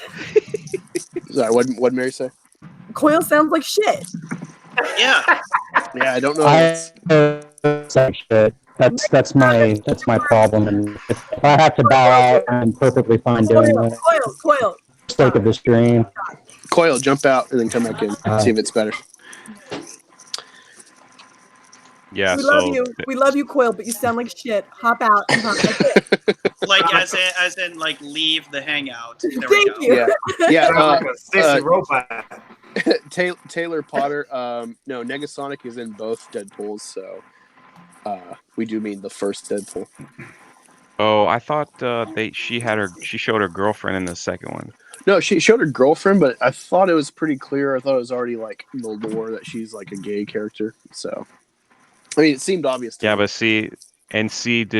was there any uproar? Did anybody care? No, if anything, Did anybody protest? Did anybody say anything? Got pissed who off. cares? The SJWs got pissed off for them making fun of SJWs, where it's like, I actually agree with the white guy and this and that, and I think Deadpool makes some joke like that's racist or something to Cable. He's like, wait, I'm not fucking racist, like.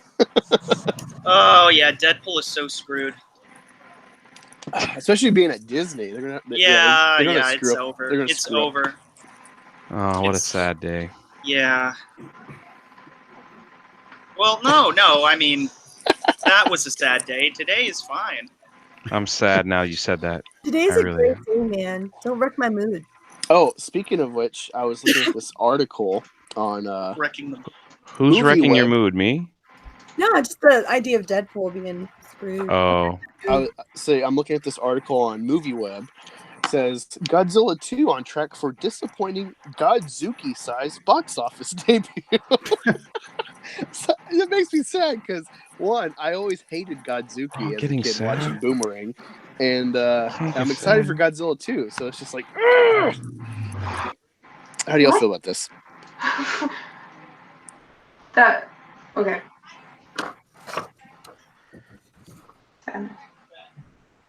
Is anyone going to comment? I'm waiting for you to choose someone to comment. Oh, Red Games. We'll go with you. You're the newbie. Oh, sure. I don't know. I'd say don't count the chickens before they hatched. I don't know. I'm probably going to see it. I did like the first one. Yeah, I remember a lot of people were crying about like they don't show Godzilla enough. When it's like, yeah, I know he's the draw, but I like how Gareth Edwards was very Hitchcockian and was like slowly revealing. And if you take this Godzilla versus say the Matthew Broderick Godzilla, I mean it's leaps and bounds ahead. You know, when I was a kid, I loved because I was already huge into Godzilla. I like rented all of them at Blockbuster when I was a kid, like the stupid '60s like karate shit. And you know, so when I saw '98 as a kid, I didn't know about plot and product placement and shit. So I was fine with it. I actually love that design still. All I can remember from that Godzilla was the Taco Bell commercial when he said, "Here, lizard, lizard, lizard." Oh shit! I totally forgot about the Yokira Taco Bell dog. I'm gonna have to look those up later. Thank you, Fatal J. I'm gonna write that down right now. Taco Bell dog. Everyone else, see, Miss, what do you think of Godzilla 2? Poor box office coming. I mean, that's disappointing because I was really excited for Godzilla 2, but you know, it could be just them being angry that a movie's gonna do better because they're doing a movie and a story and not some bullshit political crap. And they know it. That's well said. Yeah, I don't know if I they're think gonna you're be right. I actually think you're right, Miss. I'm well versed in the English. Yeah, I don't know if they're gonna be that wasn't woke. a diss. Oh my gosh. No. You actually make a point. A very good point. You guys think I'm dissing y'all tonight? What the heck? Wait, Yeah, what? I don't know if they're gonna be woke or not with Godzilla 2, but I love you, Mary. You're gonna get a private calf showing in September. Yeah, I don't know if they're going to be woke or not in Godzilla 2, but September's coming. I got little hints of that with hearing. I'm gonna work out more for you, Mary. Oh, sorry. About the women. Man, what is going on? Too much wine. I like it. I like it. Yeah, save yourself for the Three Brothers, man. The after hour show. Let's do it. Yeah, sorry, Cyborg Patriot off topic, but the wait, what does that say? Giggity. The Ruby Rose pictures you're sending me, not a fan of them. I like the clothed ones, but These unclothed are not doing it for me. But yeah, see, Mary Mayhem, your thoughts on Godzilla 2? Poor box office. I could not give less of a shit. What? You don't like Godzilla? Said another Damn man you, movie. Mary! You took exactly what I was gonna say. Ugh, No, I just damn. don't care. I just don't care personally. It's nothing against Godzilla. I'm sure he's big and strong and he'll tear some stuff up, and that was great. But He's a monster. I just don't care. Yeah, Yeah. not my thing. I mean, the commercials, like, the action looks cool, but it's the whole, like, seeming idea of, like, humans are going to team up with this 400-foot tall lizard that tears up our cities.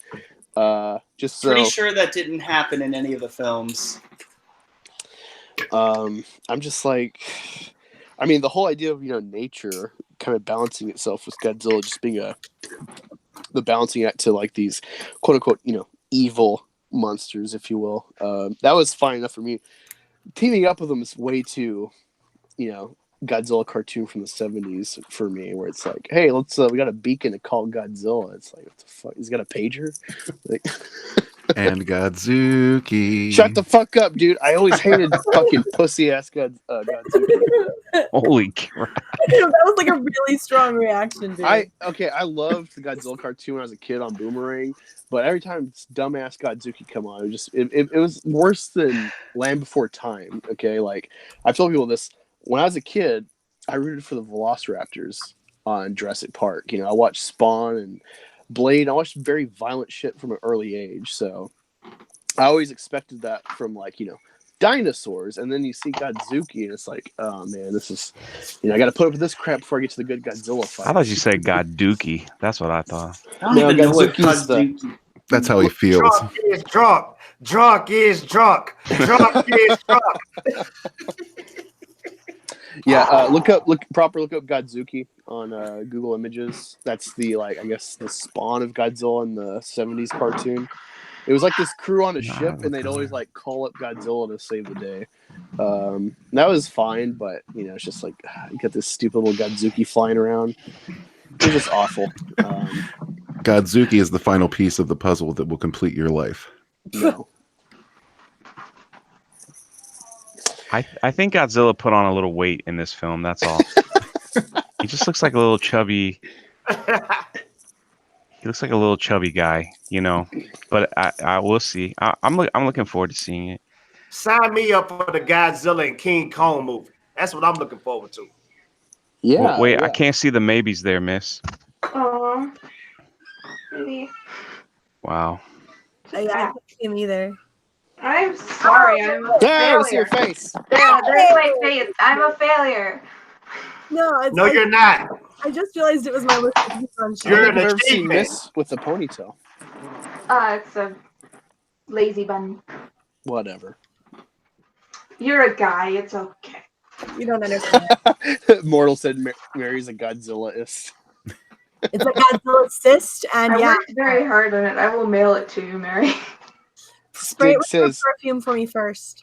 Stig says Godzilla versus It's John like Wick. strawberry body spray, but okay. Oh yes, I mean, what have we got? What is going on? I made Mary a painting. And Sharpie. That's so sweet. oh, Hey, Drunk, how did you come up with this three black guys, white guy stream? Lonely. So me and Drunk, tell him the truth. Well, he was drunk. no, the dog. My neighbor's dog is barking. Drunk, tell him the truth. I've been asking you to get on the live stream forever.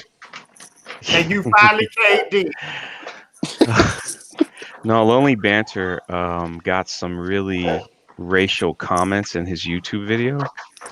And if you watch Lonely Banter's videos, you understand that he's black. Like all you gotta do is watch his videos, and he's a black man. The way you said this, like, this dude sounds black. Yeah, no, he shows his face and everything, and He black So- faces. we were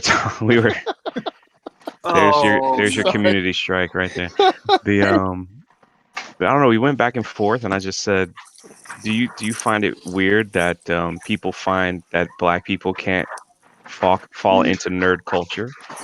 And Abu Nas said that he had an issue with that too growing up. And I just said, well, let me just invite my friends on and let's hear them out.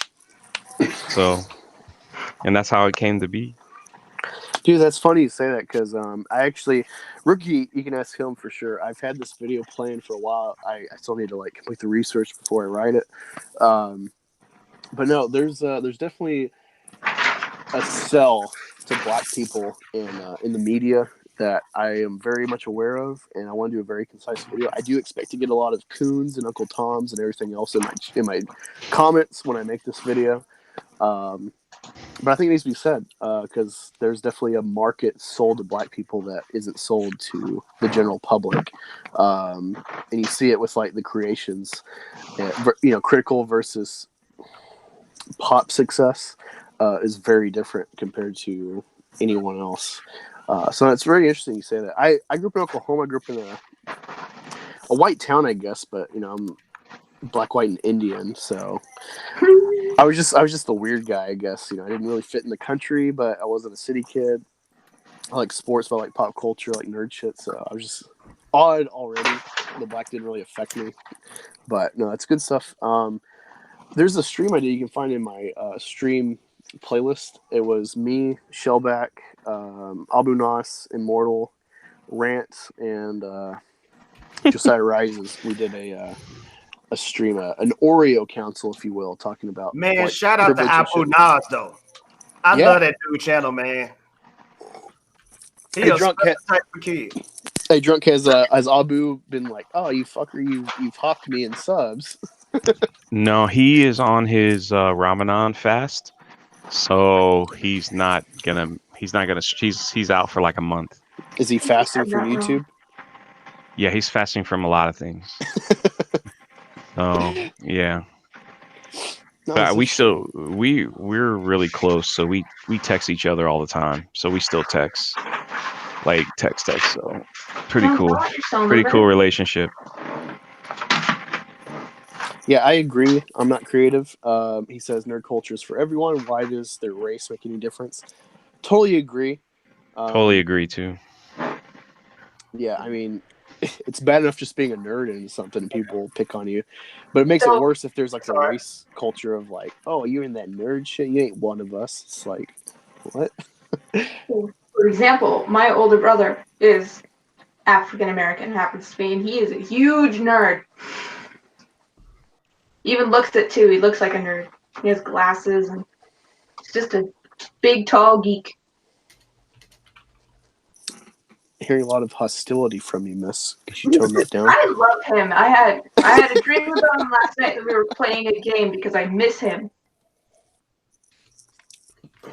Tell me more. Then. Tell me more. What? I'm your psychologist. Tell us more. Playing a game. Hey, Red Gaze. Yes. You were saying at the beginning that you're kind of your name's kind of a play on, red pilled. I was wondering, do you have any diversity traits that you can use to shield yourself from criticism, or are you just a white guy? I don't. Unfortunately, I am the dreaded straight white male, so no. I have to hide behind this red eye. I gotta go then. Hey, yeah, I was gonna ask the panel when you hear Red Gaze, does he sound like an announcer or something? Like, it's not quite it, but I'm definitely getting vibes of like. I've been telling myself the whole time, Red Gaze sounds sexy as fuck. Oh, thank you. I know, right? It's got a great voice. It makes me think of like I used to watch the most extreme top 10 countdown on Animal Planet, and it's not quite the same voice, but I definitely get vibes like that. Where it's like Animal Planet. Dude, I'll take that as a compliment. Oh, it is a compliment. I give people weird compliments. Like my mom, one of her favorite like, I guess jabs at me or something as being a little dumb little kid was, I told this guy he looks like a gargoyle, and she thought that was funny because like I was insulting the guy when I was a little kid. But I was really into gargoyles, so I'm assuming the dude probably looked like Goliath. So I was trying to compliment him, I guess. But people think gargoyles, they think of like evil demons on the side of churches. So. Just lost. I think of those singing gargoyles from the haunted house movie with Eddie Murphy. Wait, could you repeat that? What? Could you repeat that? I said I think you it's mean this the Haunted Mansion? haunted mansion. I don't remember. It's yeah. I haven't seen that in a while. Yeah, you don't need to. Why? I Because remember it's got black people in it? Is that why? It's a whole black family. Well, if you remember, the white is he dead? The white guy in there, The butler? he's not the butler, he's like the owner of the house. But he falls in love with Eddie Murphy's wife, or thinks she's the reincarnation of his past wife. Oh, that was weird. Yeah. Sounds like the Mummy. Yeah, but The it's with Mummy Eddie is the Murphy. wife. But it's the butler. Mm. Uh-huh. Oh, Red Gaze. Any other topics? Since you know, I know. No. Sorry, I remember that he was kind of stressing, like, oh god, like what do I need to do? I'm like, dude, we just bullshit on the pre-Senate, dude. It's Black Angus's channel. It's utter chaos, right? Like you go look at my T-screen, you look at some of the art on my channel. I got a cow with utter titties. It's got 4 nipples on each side. I like that You're cow. gonna get nipples. more camel excited. 8 nipples for the price of 2. I really like that cow. This this channel is all about whatever the fuck comes up. So but I know you were stressing in your first stream. So like, did you have any other topics you wanted to cover that we have it today? Yeah, a little bit. Well, just to speak to an earlier point when we were talking about, having to make everything super gay and super diverse. I think. Thanks for asking. Well, the problem we're going to run into with that, going down that rabbit hole, is if you remember Syndrome from The Incredibles, when everyone's super, no one is. Eventually, what are we going to have the superheroes being rescued by normal people just because they're so super?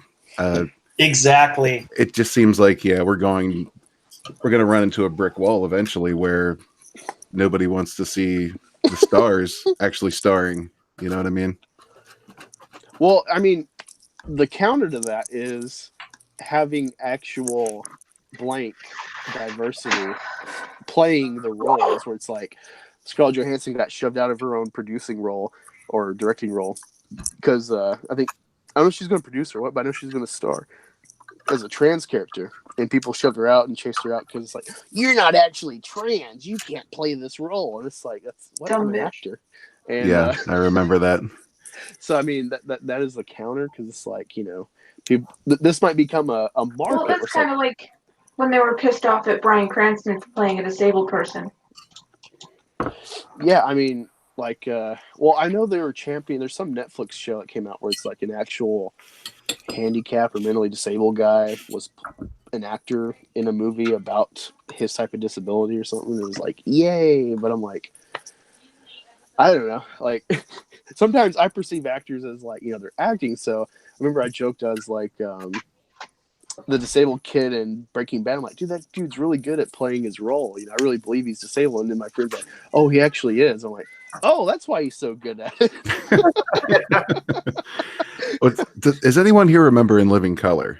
Yes. Yes. Mm-hmm. I feel that the Handyman was ahead of his time. Handyman. He was the most diverse character superhero of all time. He was black, he was handicapped, and he might have been gay.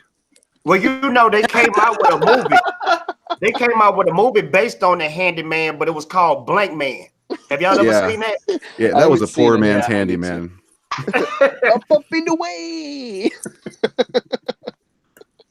I love that show. Living Color. It was the when I try to explain it to people that never saw it before it came on BET, my mom would buy the DVDs. I was like, it's like SNL but black with Jim Carrey. With Jim Carrey. Yeah, pretty much. But no, I like Wanda. That is a good point, though, of like, it's gonna get so saturated that then it's like, well, what's the point? Like, I don't know. Maybe they'll be fine with normalization, but we've seen that they never are. Where it's like, we're doing this for people, and then it's like Black Panther is like the most diverse superhero movie, and then it's like there wasn't enough gay people in Black Panther. I did see an Endgame review that I have up right now. It's what Avengers Endgame could have been, and it's basically all about the lack of identity politics in there. It's like you can't please these people, and that's one of the few bad reviews I can see from or that I can find from Endgame. It's like what's missing from Endgame is not that one. Hold on. There's a different one. Where Endgame fails its female characters by devaluing them, it forgets its characters of color entirely. Oh, jeez. No, it's funny you say that. It's funny you say that, Proper, because I saw a thread review by this guy where he said, and it's written by a white guy, of course. Yeah, it's always written by white guys when it's talking about diversity. There was one thread I think by a white guy where it's like, it does disservice to gay people because it makes all the superheroes heteronormative for their fantasy. Talking about like, especially Captain America and his ending. It's like, when was he ever hinted at being gay? He wants Peggy and he crashes in the ice, and he comes out 70 years later, and she's an old lady who's lived her life but always longed for him. And then he has the hots for her niece or great niece. There was never Stucky implications in those movies, and I never get the vibe from Bucky Barnes that he was into anybody given the life he's led. I just felt like he just wanted to be fucking alone and not controlled by anybody. What was that? Nothing. I don't know. It's very weird stuff going on. They're just always trying to find something wrong with society. Or wrong with film or something. You just can't enjoy what they have. These same people. This is my. I harp on this every damn time. It's like these same people. They don't go see Single Man. They don't go see Brokeback Mountain. They don't see Moonlight, which won an Oscar for Best Picture about a gay black guy. And that movie is probably problematic because it's addressing the fact that black people and gay people aren't the same demographic. They don't join hand in hand. They're at odds largely, and it's probably problematic. So. I don't know. It's very disingenuous, like we always point out with these people. But speaking of that, how many of y'all are watching Game of Thrones? I know Fatal J is. Miss or Mary, are y'all watching it? I can't right now. I do not have HBO. I have seen all of Game of Thrones up to season 8. Well, you know what? Before you continue, Mary, I will get with you in the DMs, give you access to my Amazon so you can binge it and catch up. You're the best. Yeah, it's good stuff. I mean, it's still entertaining. It's just like, for me personally, the first 2 episodes were great build-up, and then the 3rd and 4th episodes, like, what the fuck are they doing? This is becoming The Last Jedi. But you got to see it through. So yeah, continue. There's only 2 episodes left. It's because they're not using the books anymore. Black Angus. No, well, I'll give before we continue, Mary, I'll give Benioff and Weiss benefit of the doubt in some degree. And I think this is why George R. R. Martin's having trouble writing his last 2 books. Is he's writing kind of atypical, what do you call it, like archetypes of characters. He's writing atypical stuff, and it's just like interesting characters. But now he's having to come to an end, so he's stalled with that. And then Benioff and Weiss was like, well, how do we actually give like a goal and end this stuff? I think it was super obvious that it should have been the Night King at the end of this. Yeah, I agree. But I'm toning this all out. I have not seen Game of Thrones. Try and talk around it. Yeah, there's been some stuff mismanaged, definitely, but I think that's the problem with the TV show, that you don't know where it's going to end. Yeah, and don't know who's gonna get killed either. Yeah, there's just I don't know. It's you're put in a tough spot, and unlike George R. R. Martin, who is fine with people figuring out the end and not changing that, Benioff and Weiss, they're trying to be engaging with entertainment, and so they're like, I think they're getting caught up in the subversion on accident as opposed to what is it? What's his name? Ryan Johnson doing it on purpose. So it's like, you didn't see that coming because that's fucking stupid. Like. Well, yeah, Mary, you were saying. At this point, Black Angus, they just need to end it, in my opinion. I'm enjoying some good stuff here and there, but they just need to end the show. It's gonna go stale. Yeah. Mary, you were saying?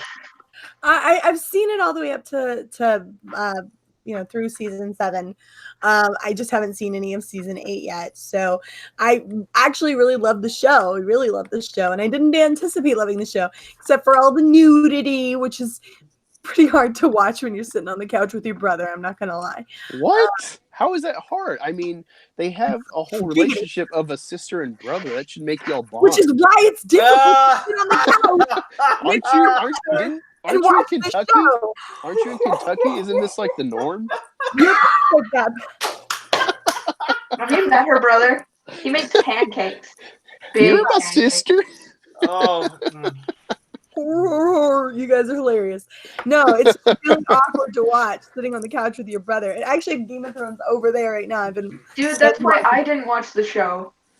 Because I watched the first episode with my little brother next to me, and I was like, "Fuck no." It's good. Yeah, don't watch it with your family. Watch it by yourself, alone in a dark room with a dildo ready. Get yourself, since incest is the new black. Oh my god. That is disgusting. It's a really good show. There's some uncomfortable parts, obviously, but it's a lot of fun. And I would like to see Game of Thrones season 8. I've heard a lot of bad things. I heard about the Starbucks cup. That's funny. So we'll see what happens. Oh, okay. Come by my shenanigans stream tonight. I thought something was wrong with my TV when I watched the Battle of Winterfell. Hey, Fatal J, have you seen? I don't know if anyone's done the whole episode, but there is a cut I saw from, I think Geek in Disguise showed it, of someone brightened up the image for like 4 minutes of the battle, and it really helps. But I don't know. I get the whole dark, especially when it's like it's medieval times and stuff. But I don't know. They could have brightened up a little bit. It could have been the middle ground. Just a little bit. I understand they bringing in the winter and they bringing in the night, but they could have lightened it up for the audience because it's a struggle to watch that episode. Yeah, if realistic means like not seeing shit, then you can break that realism just a little bit for me. Yeah. I don't know. Like, Maybe they just got caught up. It's like this will be really real, and people. I don't know. Maybe just the director of cinematography probably just he got really sold on his own imagery and stuff, and like this will really sell, and it didn't work out. But I don't know. But yeah, it's another thing with like Ryan Johnson-esque shit where it's like you just don't get it, or like they said something where it's like brighten up your TVs or something like that offhand, where it's like fuck you. Well, darkness also lessens the effects budget. Yeah. Oh, yeah. That is a thing, though. It's weird because, I mean, their whole thing with Game of Thrones was like, yeah, each season is bubbling up to a movie budget with like $100 million plus. Each episode's like $10 million. So that's the reason why they cut down the episodes, where it's like because they're putting that much budget into the season, so it's like just longer episodes. It kind of evens out, but. After this, are they still coming out with the Game of Thrones spinoff shows? There are, what I heard, there's 3 spinoffs planned. 1 for sure in the works. They cast who's that girl? Naomi Watts from King Kong. She's definitely in. I think the one that's for sure coming. She's been in better things than King Kong. I don't watch a lot of Naomi Watts, miss. I'm sorry. I'm a man, It's like the worst movie she's been in. That's from King Kong. Hey, King Kong isn't bad. Which one? Which one? The one with Naomi Watts and Jack Black. Oh, that's not bad. Yeah, it's too better than the one before. The Jeff Daniels. No, the Jeff Daniels one. No, there's not a Jeff Daniels one. Yes, No, I'm talking about the one in the 70s. Yeah, it's Jeff Daniels. What? Yeah, look it up. I can only remember. Jeff Daniels? No. Dumber. Oh my god, no. Okay, No, I imagine that was worse than Jack Black. I can only remember her from The Ring. Wait a minute. Yeah, That's not him. Yeah, Jeff Bridges. freaking Oh, liar. no, sorry, not Jeff Bridges. Jeff Daniels. Jeff Did I say Bridges. That's a different Jeff. Very different Jeff. Hey, I had a whole bottle of. Yeah, it's Jeff Bridges. I meant Jeff. I said Dumb and Dumber. Jeff so. Daniels was 21 when that 21 when that movie came out. That'd be very impressive if he already got like a big film role like that. That'd be amazing. But no. No, but the 1933 version is better than that one. Oh yeah, that's the movie you just shouldn't remake. Well, you know what? You know what? It's fine. Just don't don't do it again. Yeah, I don't know. King Kong was. I don't know. I did like Kong Skull Island, but that's part of the MonsterVerse, and there's already the precedent of Godzilla versus King Kong in the '60s. Yeah, that'd be great. Bring it on. It'll be kind of like what they already did in King Kong, except it's a bigger dinosaur. I don't know. Yeah, I definitely feel there's going to be a size. I think there's going to be a size disparity between Kong and Godzilla. I think it'll be interesting though. Like Kong's like 100 feet or so, and Godzilla's like 400 feet. Amazing. Whoa! What was that? Miss? I said Kong Skull Island was amazing. You said something else. I'm thinking that too. Oh, I heard what you really said. We know what you said, Miss. By the way, Giggity. What did I say? She turned on the Pornhub. I know she did. She said, "Oh, Kong Skull Island was fucking amazing." Dude, if anything was going to get me hot and bothered, it's Kong Skull Island. That was a great movie. Hey, Show me me. Show me your big black Kong. Oh. Ow. Just saying. I bet the red gaze is thinking, what have I walked myself into? Oh no, this is delightful. I'm actually holding back. Harper, this is what I do with my spare time in Mary's closet. Red, do not. The red gaze. I'm well aware of that. Can I ask the red gaze something? Absolutely. Do you watch Midnight Edge? I do not. Dude, Midnight said he'll be on my show tonight. Man, I love that channel.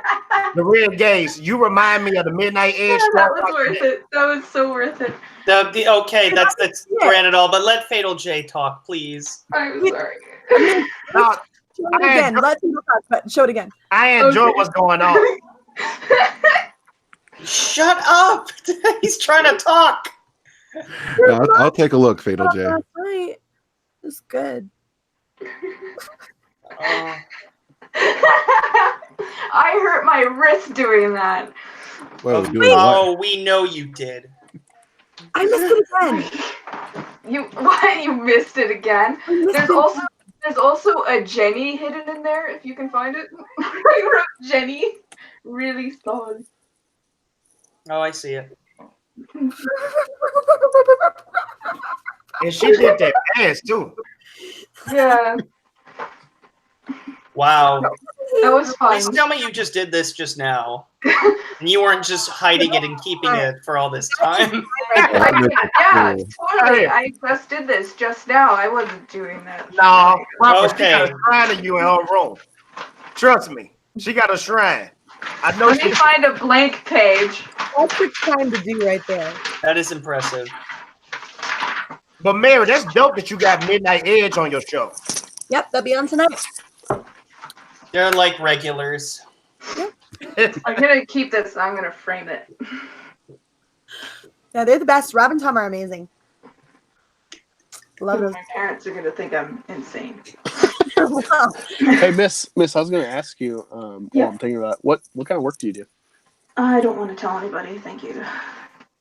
Fine then. The doctor. Yeah, seriously. She could just say very vaguely what she does. But by the way, I work at a store. She plays with my. Whoa! What? When I'm freed from the closet, I work at a store.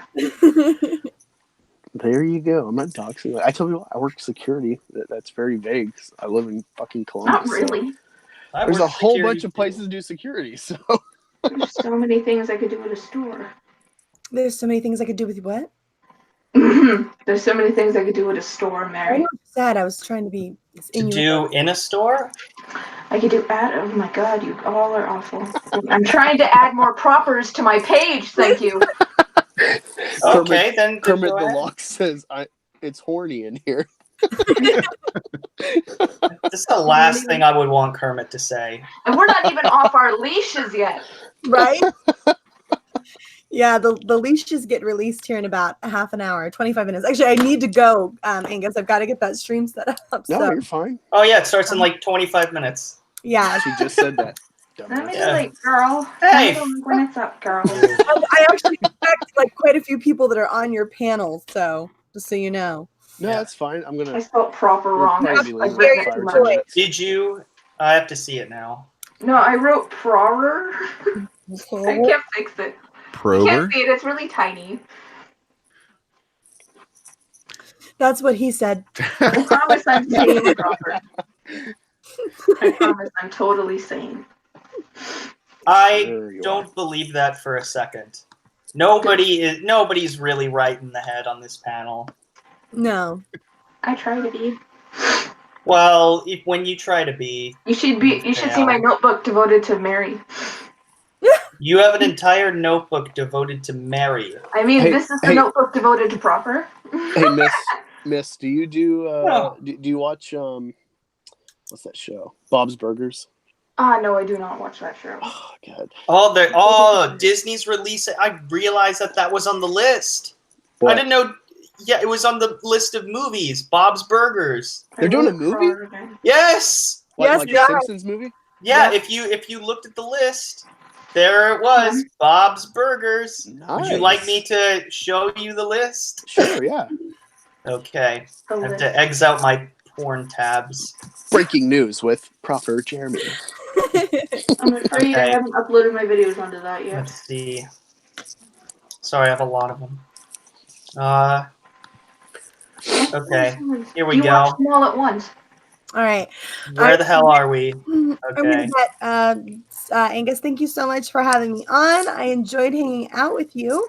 I gotta go get this link out to everybody. Guys, come hang out over on my channel for shenanigans here in about 20-ish minutes. I shall be jiggling. Sub to Mary. Sub to Mary Man. She's awesome. I will drink to the jiggles. I shall be jiggling and I shall be drinking out of my Beauty and the Beast cup. Oh shit, they're doing a Kingsman movie. Awesome.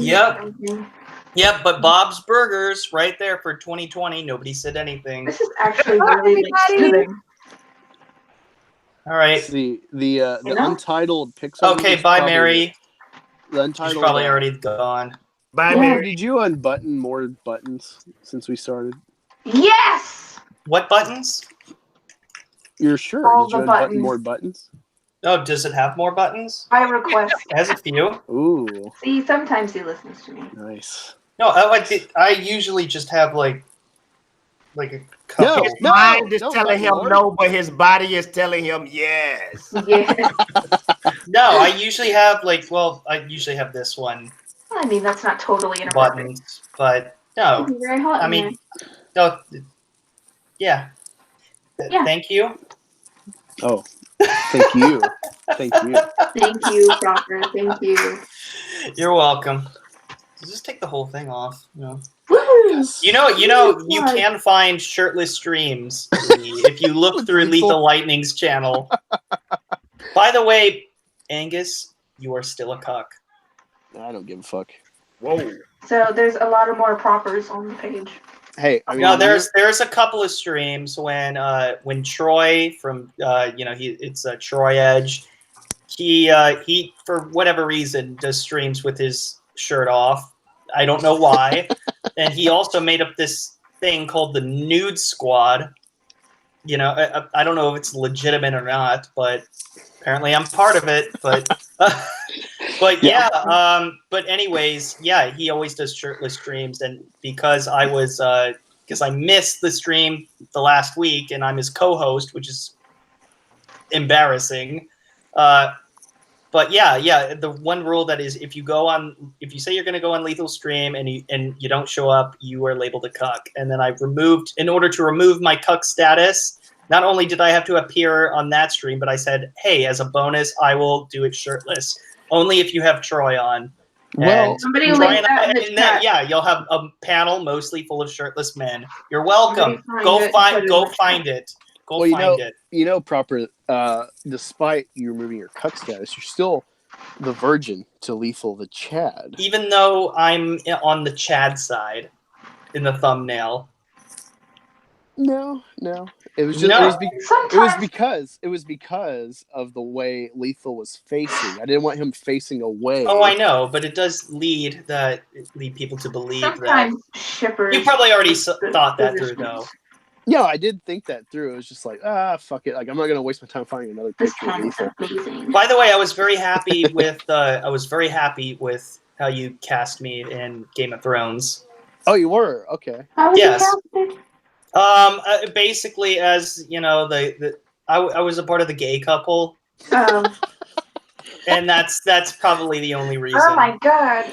But I was originally gonna be Theon Greyjoy, and I'm just like, okay. and I was just like, no, because people already at the time I was just like, people already make fun of me as it is. I don't need people to call me dickless. But now with the proper Jenny thing, I was worried it was gonna happen regardless. And that would have been funny. But then he already recast it to somebody else. And yeah. So what happened was But Angus does have a good reason why he was going to cast me. Other than that, yeah, I won't. That would have been messed up if he would have said proper Jenny because he's dickless. well, okay. The story was after I did Saint Germanus for Jeremy, people were like, you gotta do the other high counselors. And it's like, I don't have the inspiration for them, even though I'm a huge bullshitters fan. And I got the idea for Cecil though as Jar Jar because he's like a stream whore in the Fandom Menace. And I was gonna extrapolate and say he is the key to everything, like Jar Jar. And that Jar Jar's the key to all this. Yeah. The line from Lucas for Jar Jar is the key. I don't know if he was serious or if he was just joking, but that was a line from Lucas during the Phantom Menace behind the scenes. And so I had that idea for Cecil. And then I was like, oh, he's like Littlefinger from Game of Thrones. And then I started thinking of more and more. So I talked to Sith Kryptonian. I'm sorry, Angus, but I got the Hangouts link from Mary, and I'm gonna go hop in with her. Yeah, you're fine. Yeah, I'm probably gonna do that in a second. Anyway. Yeah, but given a very personal perception of proper Jeremy, I thought about Theon because I just started rewatching the show for Brandon Moist streams, but I called him proper just to make sure. I'm like, hey, I want to make this a surprise for everyone, but this is kind of a personal insight. So are you cool with this? And he's like, no, not at the moment. With everything going on, so I'm like, okay, cool. So I just decided not to cast him, but then I got the idea with the Chad and Virgin thing to play it up for that. Yeah, to play it up with Renly, but I also undercut it with a good thing with Anna making you a mod, and I'm not a mod now. You're not a mod? I'm not a mod. Proper What Jenny happened? is not a mod. What happened? I don't know. I don't know what you did. You have fallen from grace? Is that it? I don't know. I never talked to Anna, so I don't know why there shouldn't be any reason. I would be the reason you'd lose your mod status. If anything, I gave her a nice casting. Who? I gave her Sansa and who? No. That Star Wars girl. Oh no! I'm unmodded from your channel. Oh, that was just. I was hoping you'd notice that at the time because I was getting back at you for not modding me on yours. Oh, the only reason I do that is I don't want a sea of mods. No, seriously. And there's another section that there is that's approved users. You're in that category. Don't worry about that. No, it's just you can do the same thing as mods. You just can't remove shit. Also, you were supposed to have me on this last council of Jeremy's, and you forgot me. The Angus of color. You forgot me. You didn't follow through. I didn't know. I don't know. What do you mean follow through? You're supposed to. Oh no, just say hey, well, I don't know. This sounds like a bad relationship. You guys get it together, man. We do. Fault. It's all about communication. But hey, did you at least get my package? Yeah, I've meant to call you and be off air. No, don't worry about that. No, I liked it. Yeah, I thought about doing a video. I'm like, I don't know. No, go ahead. You can see see what you got. But I still gotta mail out Abu Nas's and because he has a specific kind of packaging to have that happen. Don't it is. I can't tell you what it is because it'll reveal you're it. fine, no. But yeah, proper. He sent me a Darth Maul pop, which is great because I love Darth Maul. It's my favorite character in Star Wars. Got like 30 of them in my house, so it's great to have another one. I have both pops. I got the clothes one from Episode 1, and I got the shirtless one from Rebels. I also threw in a couple of, little Darth Maul, like there was one like artist card that people were giving out, and they gave like a bunch of ones from the prequels. And, I threw that in too. I threw in another like Darth Maul thing, just a couple things that people were passing around. So just like, here, this has Darth Maul on it. Throw it in there. No, yeah, that was totally fine, dude. I really appreciate it. It was nice, especially. Yeah, it was exactly what you wanted. I found it at a good price, and I was very happy with getting it as well. Yeah. And then I would tell what I got everyone else, but I'm not going to. But Drunk was very happy with what he got. Might have to reframe it, but Did you see that? I don't think so. I think I heard something about you got him something. Oh wait, it was a stream. Yeah. Okay, but yeah, yeah, man. I'm glad you enjoy it. Yeah, did you like the little note that I attached to? Yeah, I thought it was funny. It's like, you've won something from Proper Jeremy. Like, yay! Just like right into the paper shredder. No. No, it's funny. I would have actually expected you to do that in a video. Well, I don't have a shredder, but no, I wouldn't do that because it was a nice. I was so mad. It would have saved me like $10 because we were in the same area. Would have saved me $10, to just give it to you. Yeah, I thought you were gonna. I thought leave it with your parents. Yeah, I probably should have done that too, but just like you probably could have facilitated a meet. But that's neither here nor there. I would rather be the one to give it to you. Oh, kinky. No. I'm sure your wife wouldn't like that, but you never know. She can watch. Yeah, Lethal can watch on the live stream on Brazzers. Brad Noble said, "Quiet, Sir Loris." Oh. Wait. So you, just to confirm, you lost your mod status with? Oh no, that was with me. Never mind. I thought you. Yeah. Oh no. I Anna, didn't lose my mod status from Anna at all. I was like, what? Why would she mod you and then just cast you out? No, she hasn't done that because of me. And I was like, oh, because my video, I gave her a nice. I've been nice to even with Adat Chat, who is, theoretically an enemy of the Phantom Menace. I gave him a sympathetic. I gave him your character. I know, and I'm glad you found somebody else with not the same reasoning, because for me it was just like because there was an identity crisis, and that really worked.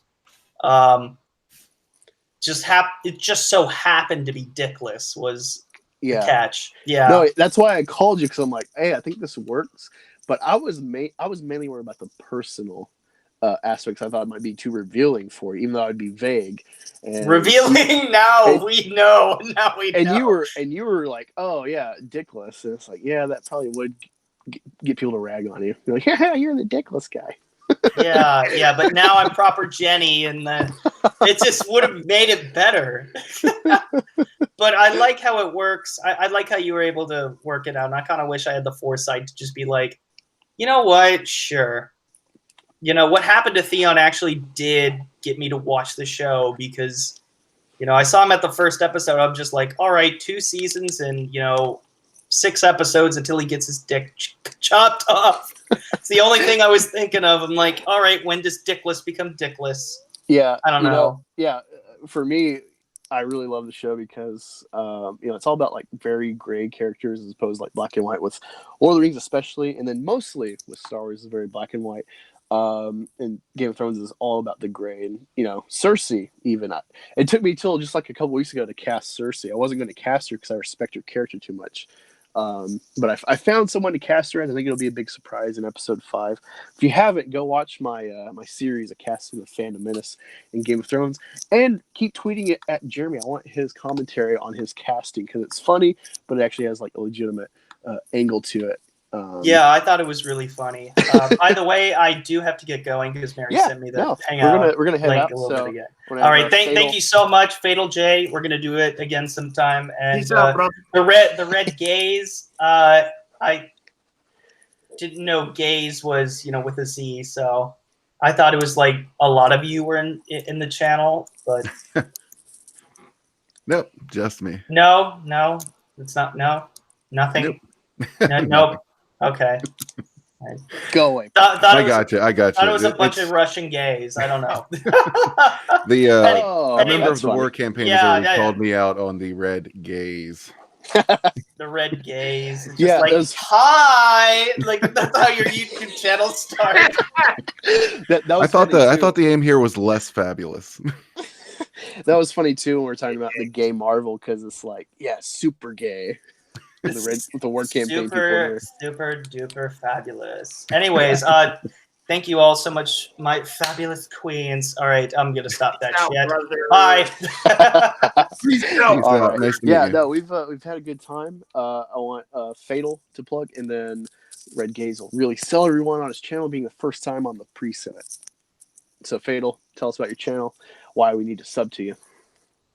Man, look, if you want the wonderful, beautiful awesomeness, then come to Fatal J. Notice I said come to Fatal J.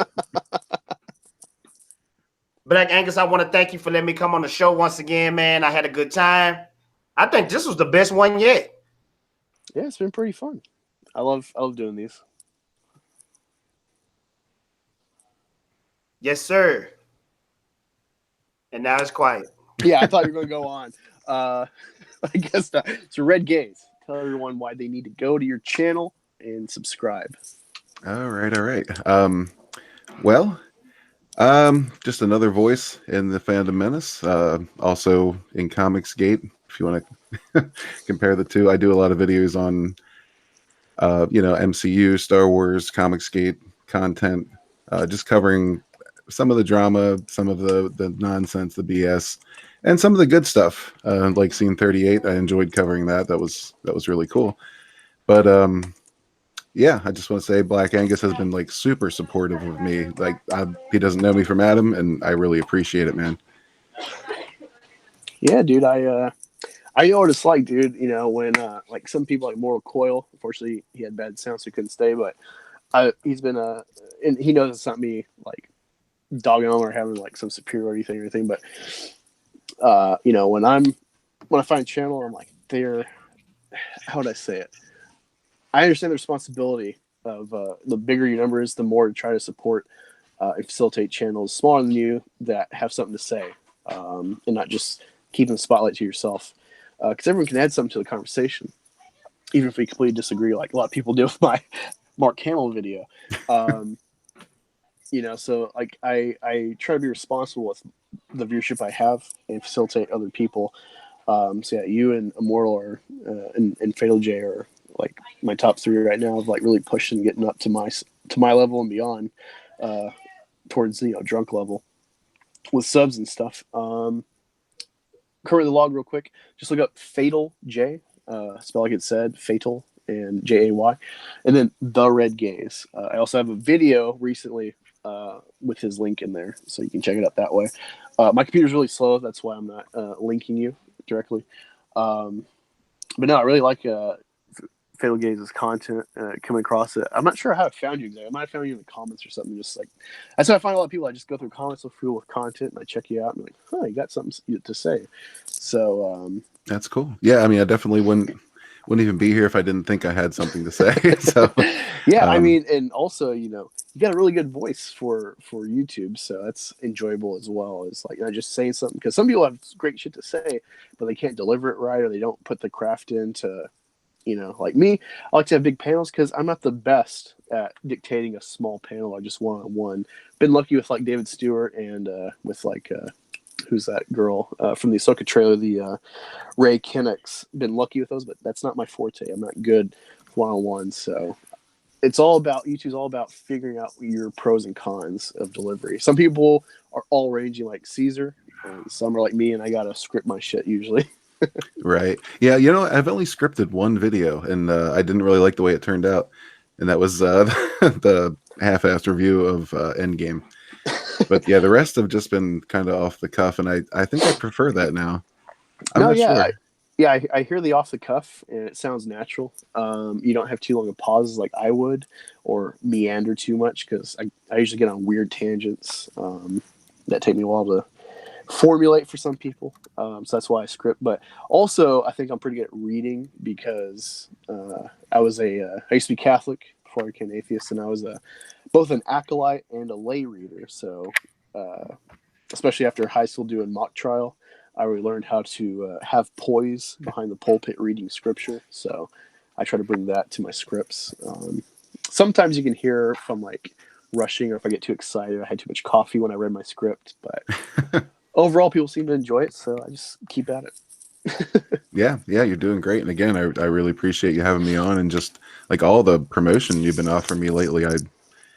I'm overwhelmed with your generosity to a complete stranger. That's what Black Angus do, man. He a good guy, man. I really appreciate him. He really helped my channel. Yeah. So yeah, we'll have to all meet up again. Talk some more Game of Thrones. Fatal J, Red Gaze, real quick. Are you watching Game of Thrones, or you don't care, or what? I am watching. I'm an episode behind right now, and you probably wouldn't care for my opinion on episode 3.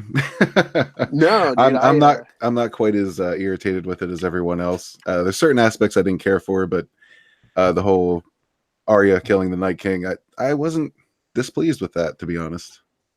Well, that's really interesting because for me, I've never been a fan of her character, but I was fine with her. I would use her for a example of a good quote unquote feminist character. I would say all the females have different ranges of femininity and are good portrayals of the spectrum of femininity, if you will.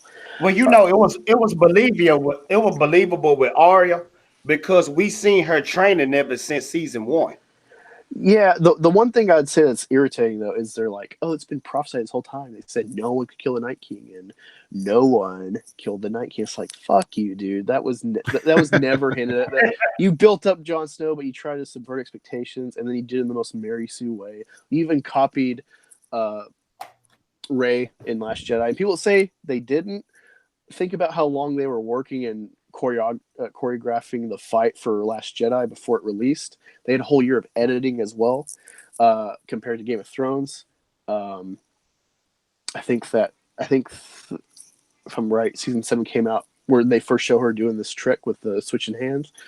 That came out before in the public, but I'm sure Last Jedi was filming the shit before Game of Thrones did. So there's a little misgiving that people don't realize, in my view. And if you prove me wrong with filming dates or something, then sure, I'll recant. But I really think this was a copycat of that, and it just didn't work for me. And it was, even if you want to do the Night King first, like having her kill him, like there's no emotional connection for her compared to Jon.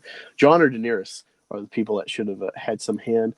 And they never really explained like why the hell the Night King could not get burned by the dragon fire, which is fine. Given he has walked through flame before. They extinguished it. Yeah, they showed a scene of that, and I'm like, okay, fine. But then on top of that, you have him like smirk at her. And it's like, when have you ever thought the Night King would have emotion? Where it's like, come at me, bro. It's like, he kind of mocked emotion with the raising of the dead to Jon, but that wasn't like it didn't feel like so petty or so like, so it didn't feel emotional. It just felt like I'm showing you my power. Yeah. I'm telling you, man, it seems like they don't lost their way since the show is not backed up by the books. Sorry, I just saw the chat from Brad Noe. He said double threat in the church, talking about me being an acolyte and a lay reader. Yeah, no, it did. Yeah, I think it added a bit of mystique to me, even because I was really funny tangent. Being in church as a kid, I was my year after college, I really started being a lay reader back then, And I was going bald, so I just shaved my head right off the bat. And I was working to go to the army, so I had that like serious nature to me. Like in church, I was always trying to keep from laughing or thinking about funny shit. I think there's some Forrest Gump movie. I think it's Green Mile, where he's like don't laugh now. It's like you ever like been in church and laughed at the wrong time and blah blah blah. That's how I dealt in church. I was always stone faced as much as possible. So maybe I gave an aura of like over seriousness of the church or something. It was really just me trying not to laugh at anything or think of anything funny. I think a lot of people feel like they need to be stone faced in church. Also, yeah. Well, especially being Catholic. I mean, I suppose other churches like we sell, the crucifix. It's not just a blank cross. And the whole point is the dead Christ, and that adds to like the seriousness too. So I don't want to distract because I was in front of everyone, so I didn't want to detract people. Like the guy's laughing behind the priest. But yeah, let me know what you think, Red Gaze, of episode 4. If you thought it was when I watched it, I thought it started out really good. I didn't mind the sequence until stuff started leaving Winterfell, and then it just kind of like what? Like, this totally feels off kilter from what they've built up. okay. Yeah, I think this season 2 is a little. I mean, it took so long for it to come out, but I think at the same time, it also seems a little bit rushed. Like they're just trying to rush the plot to finish this season, and that's a big part of the problem. But I'll probably watch that tomorrow. Yeah, I really feel like some people do well having a lot of time to perfect their craft, and hopefully Martin does this with his books. But other people, I want to do a video on this about the core origin of Star Wars sequel trilogy revealed in the behind the scenes of Force Awakens. Lawrence Kasdan kind of shows his hand, I think, unknowingly. He talks about writing Empire Strikes Back and how there wasn't really anything no feedback to build off of writing this story. It was just an unexpected sequel for a huge box office hit. Yeah. And he didn't really have like a name to himself at the time that I know of. And then 30 plus years later, he gets asked to write the kickoff for a new trilogy of like iconic 6-part saga so far. And it sounds like, he had the pressure of living up to the Empire Strikes Back, as opposed to when he wrote Empire, it was like, I'm just a writer. I'm just trying to make a good story. And so you see that with certain threads that are very copycat stuff. It's just like, he's probably too close to the material, and he's got this reputation and this aura that he's trying to live up to. And so I think that skewed stuff as well. And I think the same thing with Benioff and Weiss, where it's like, all right, we got these kind of characters that can go anywhere, but now we got to put them to an end of some sort. And it kind of changes the direction of the show. And they're trying to wow you. That's been a whole big thing of the show, is like, you don't know who's going to live. And I just think they're so invested and so ingrained in the show in that style that now it's like, well, how do we pull it off and make it enjoyable? And maybe we're in a culture now where the Hollywood's very much against the fans. And this the thing. This the thing about HBO. HBO has a thing about their finales where it don't end too well. They can have a good season from season 1 to season 100, but when they come to that last episode, they always drop the ball, just like what they did with Sopranos. Yeah, I don't know if you heard. I can't remember what stream it was on. I think it was a late night stream with like Lee Cole. He was talking about how I started watching The Sopranos, so I know how it ends, but I don't know anything. I don't know any context about getting it. I'm like 8 episodes in the show, but the show starts with like opening up from a black screen, which is like opening up from like Tony's eyes, his view. And then the show ends with like cutting to black, which is supposed to be like the end of his life or the end of like this memory. And so, and it's also supposed to kind of like reminisce the toilet gun scene from Godfather. So a lot of people just didn't pick up on that, I guess, till later. And then See, this is a thing. I remember somebody said that about that was supposed to symbolize Tony getting shot, but then they was going to come out with a Sopranos movie before he died. Can't think of the actor's name right now. Oh, you're talking about Tony? Yeah, before Tony died, they was speaking on coming out with a Sopranos movie. Yeah, I did hear about that briefly, very briefly. Yeah. And now I think there's a spin-off in the works. I've never actually watched The Sopranos. That's on my list, but Yeah, it's a really enjoyable show so far. I mean, Very good show. it's very much like you just watch people live, but live from like this privileged criminal life, and Yeah. their kind of problems and stuff. And right now I'm on this episode where they're like kind of like it's kind of meta because it's a show where they're talking about like the characters talking about like the stereotypes of Italians and gangsters and this and that. But you're watching a show about Italian gangsters, and so it's like it's very self-aware, I think, which is kind of interesting, especially in today's age where you're watching a 20-year-old show first time and you're like, that's clever. yeah. But no, it's been great. I really gotta go. I gotta go pee and maybe I found a random. There's a cool thrift shop in my town. You never know what you're gonna find there: records, comics, DVDs, music. And I found one in the $2 section, which is most of the movies, called Frogs. It's a 1972 Sam Elliott film, and I think I heard of it. I'm gonna watch it, and then I'm gonna send it to Caesar and see what he's thinking. Well, it's got to be good if Sam Elliott's in it. So yeah, I want to see this, see how terrible it is, if it is or whatnot. I might review it if it's worthy enough. But yeah, I've had a bottle of beer, like a the giant bottle I showed y'all. So I'm gonna go to the restroom and enjoy Frogs. So yeah. In closing, anyone left in the chat, I meant to say this earlier, but I do Fandom Menace parent streams. I haven't done it for about a month now. I'm thinking about the week after next doing a stream, another parent stream.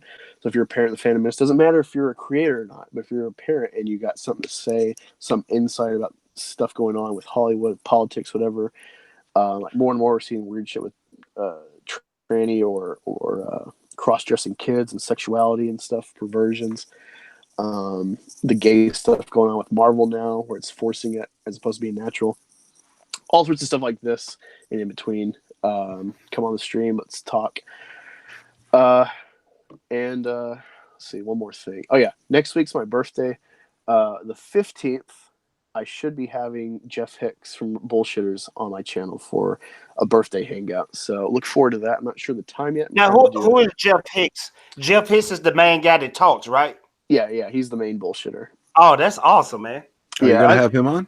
Yeah, I've been Nice. I've been watching them for a long time since they did their Last Jedi spoiler video before the movie came out, and I've just been following him ever since. Big fan, mainly of Jeff. It's just it's mainly him I'm a fan of, but yeah, I love his insight, love his blue collar nature, but smarts.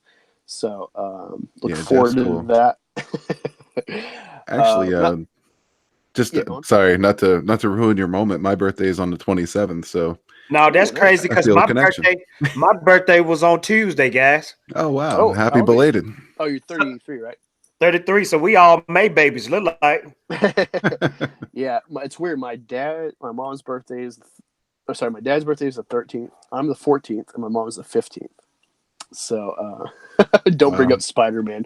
No, I probably will bring up Spider-Man because I remember in a super chat I was talking to him where I was like, surprisingly, he didn't have this view or something. I was like, dude, MCU has been going woke at least since Homecoming with the re-racializing the whole supporting cast, where it's like not just one or two. It's not just Mary Jane or the love interest at the time. It's you got a Guatemalan pussy ass. Was it Eddie Brock or Flash? Oh God! Don't even bring up Flash Thompson. Yeah, you got you got the two black or blackish girls with MJ and the initial love interest. You got Ned, which is supposed to be Gank from the Miles Morales run, which I actually don't mind. Miles Morales' first volume, but then you realize like, oh, I see all the complaints. But with that, Into the Spider-Verse did really well. Surprisingly, it was not woke. But no, I would love to talk to him because he actually reawakened my love of Spider-Man, the original trilogy. Because when I was a kid and the first Spider came out, it was during the Clone Wars, and for some reason, even though I love Star Wars, love Episode 1, I did not want to fucking see Clone Wars. I just wanted to see Spider-Man and there's a reason why the Fandom Menace doesn't have the pull in boycotting Captain Marvel or the MCU like it does Star Wars, because MCU is they can get so many more sales from a one-off ticket sale compared to Star Wars needing like 3 or 4 ticket sales to hit $1 billion plus for months. It's interesting. But yeah, I totally would love to talk about Star Wars with him or Spider-Man. But yeah, good chat with you guys. I'll definitely have both y'all. Well, of course, I'll have you both on. Yeah, absolutely. And yeah, go check out their channels. They got good content. Phil J and Red Gaze. Have a great night and hit us all up on Twitter. You can find find all the links on my recent post of this stream on Twitter at Angus Reeves. Take care. Peace. Peace out.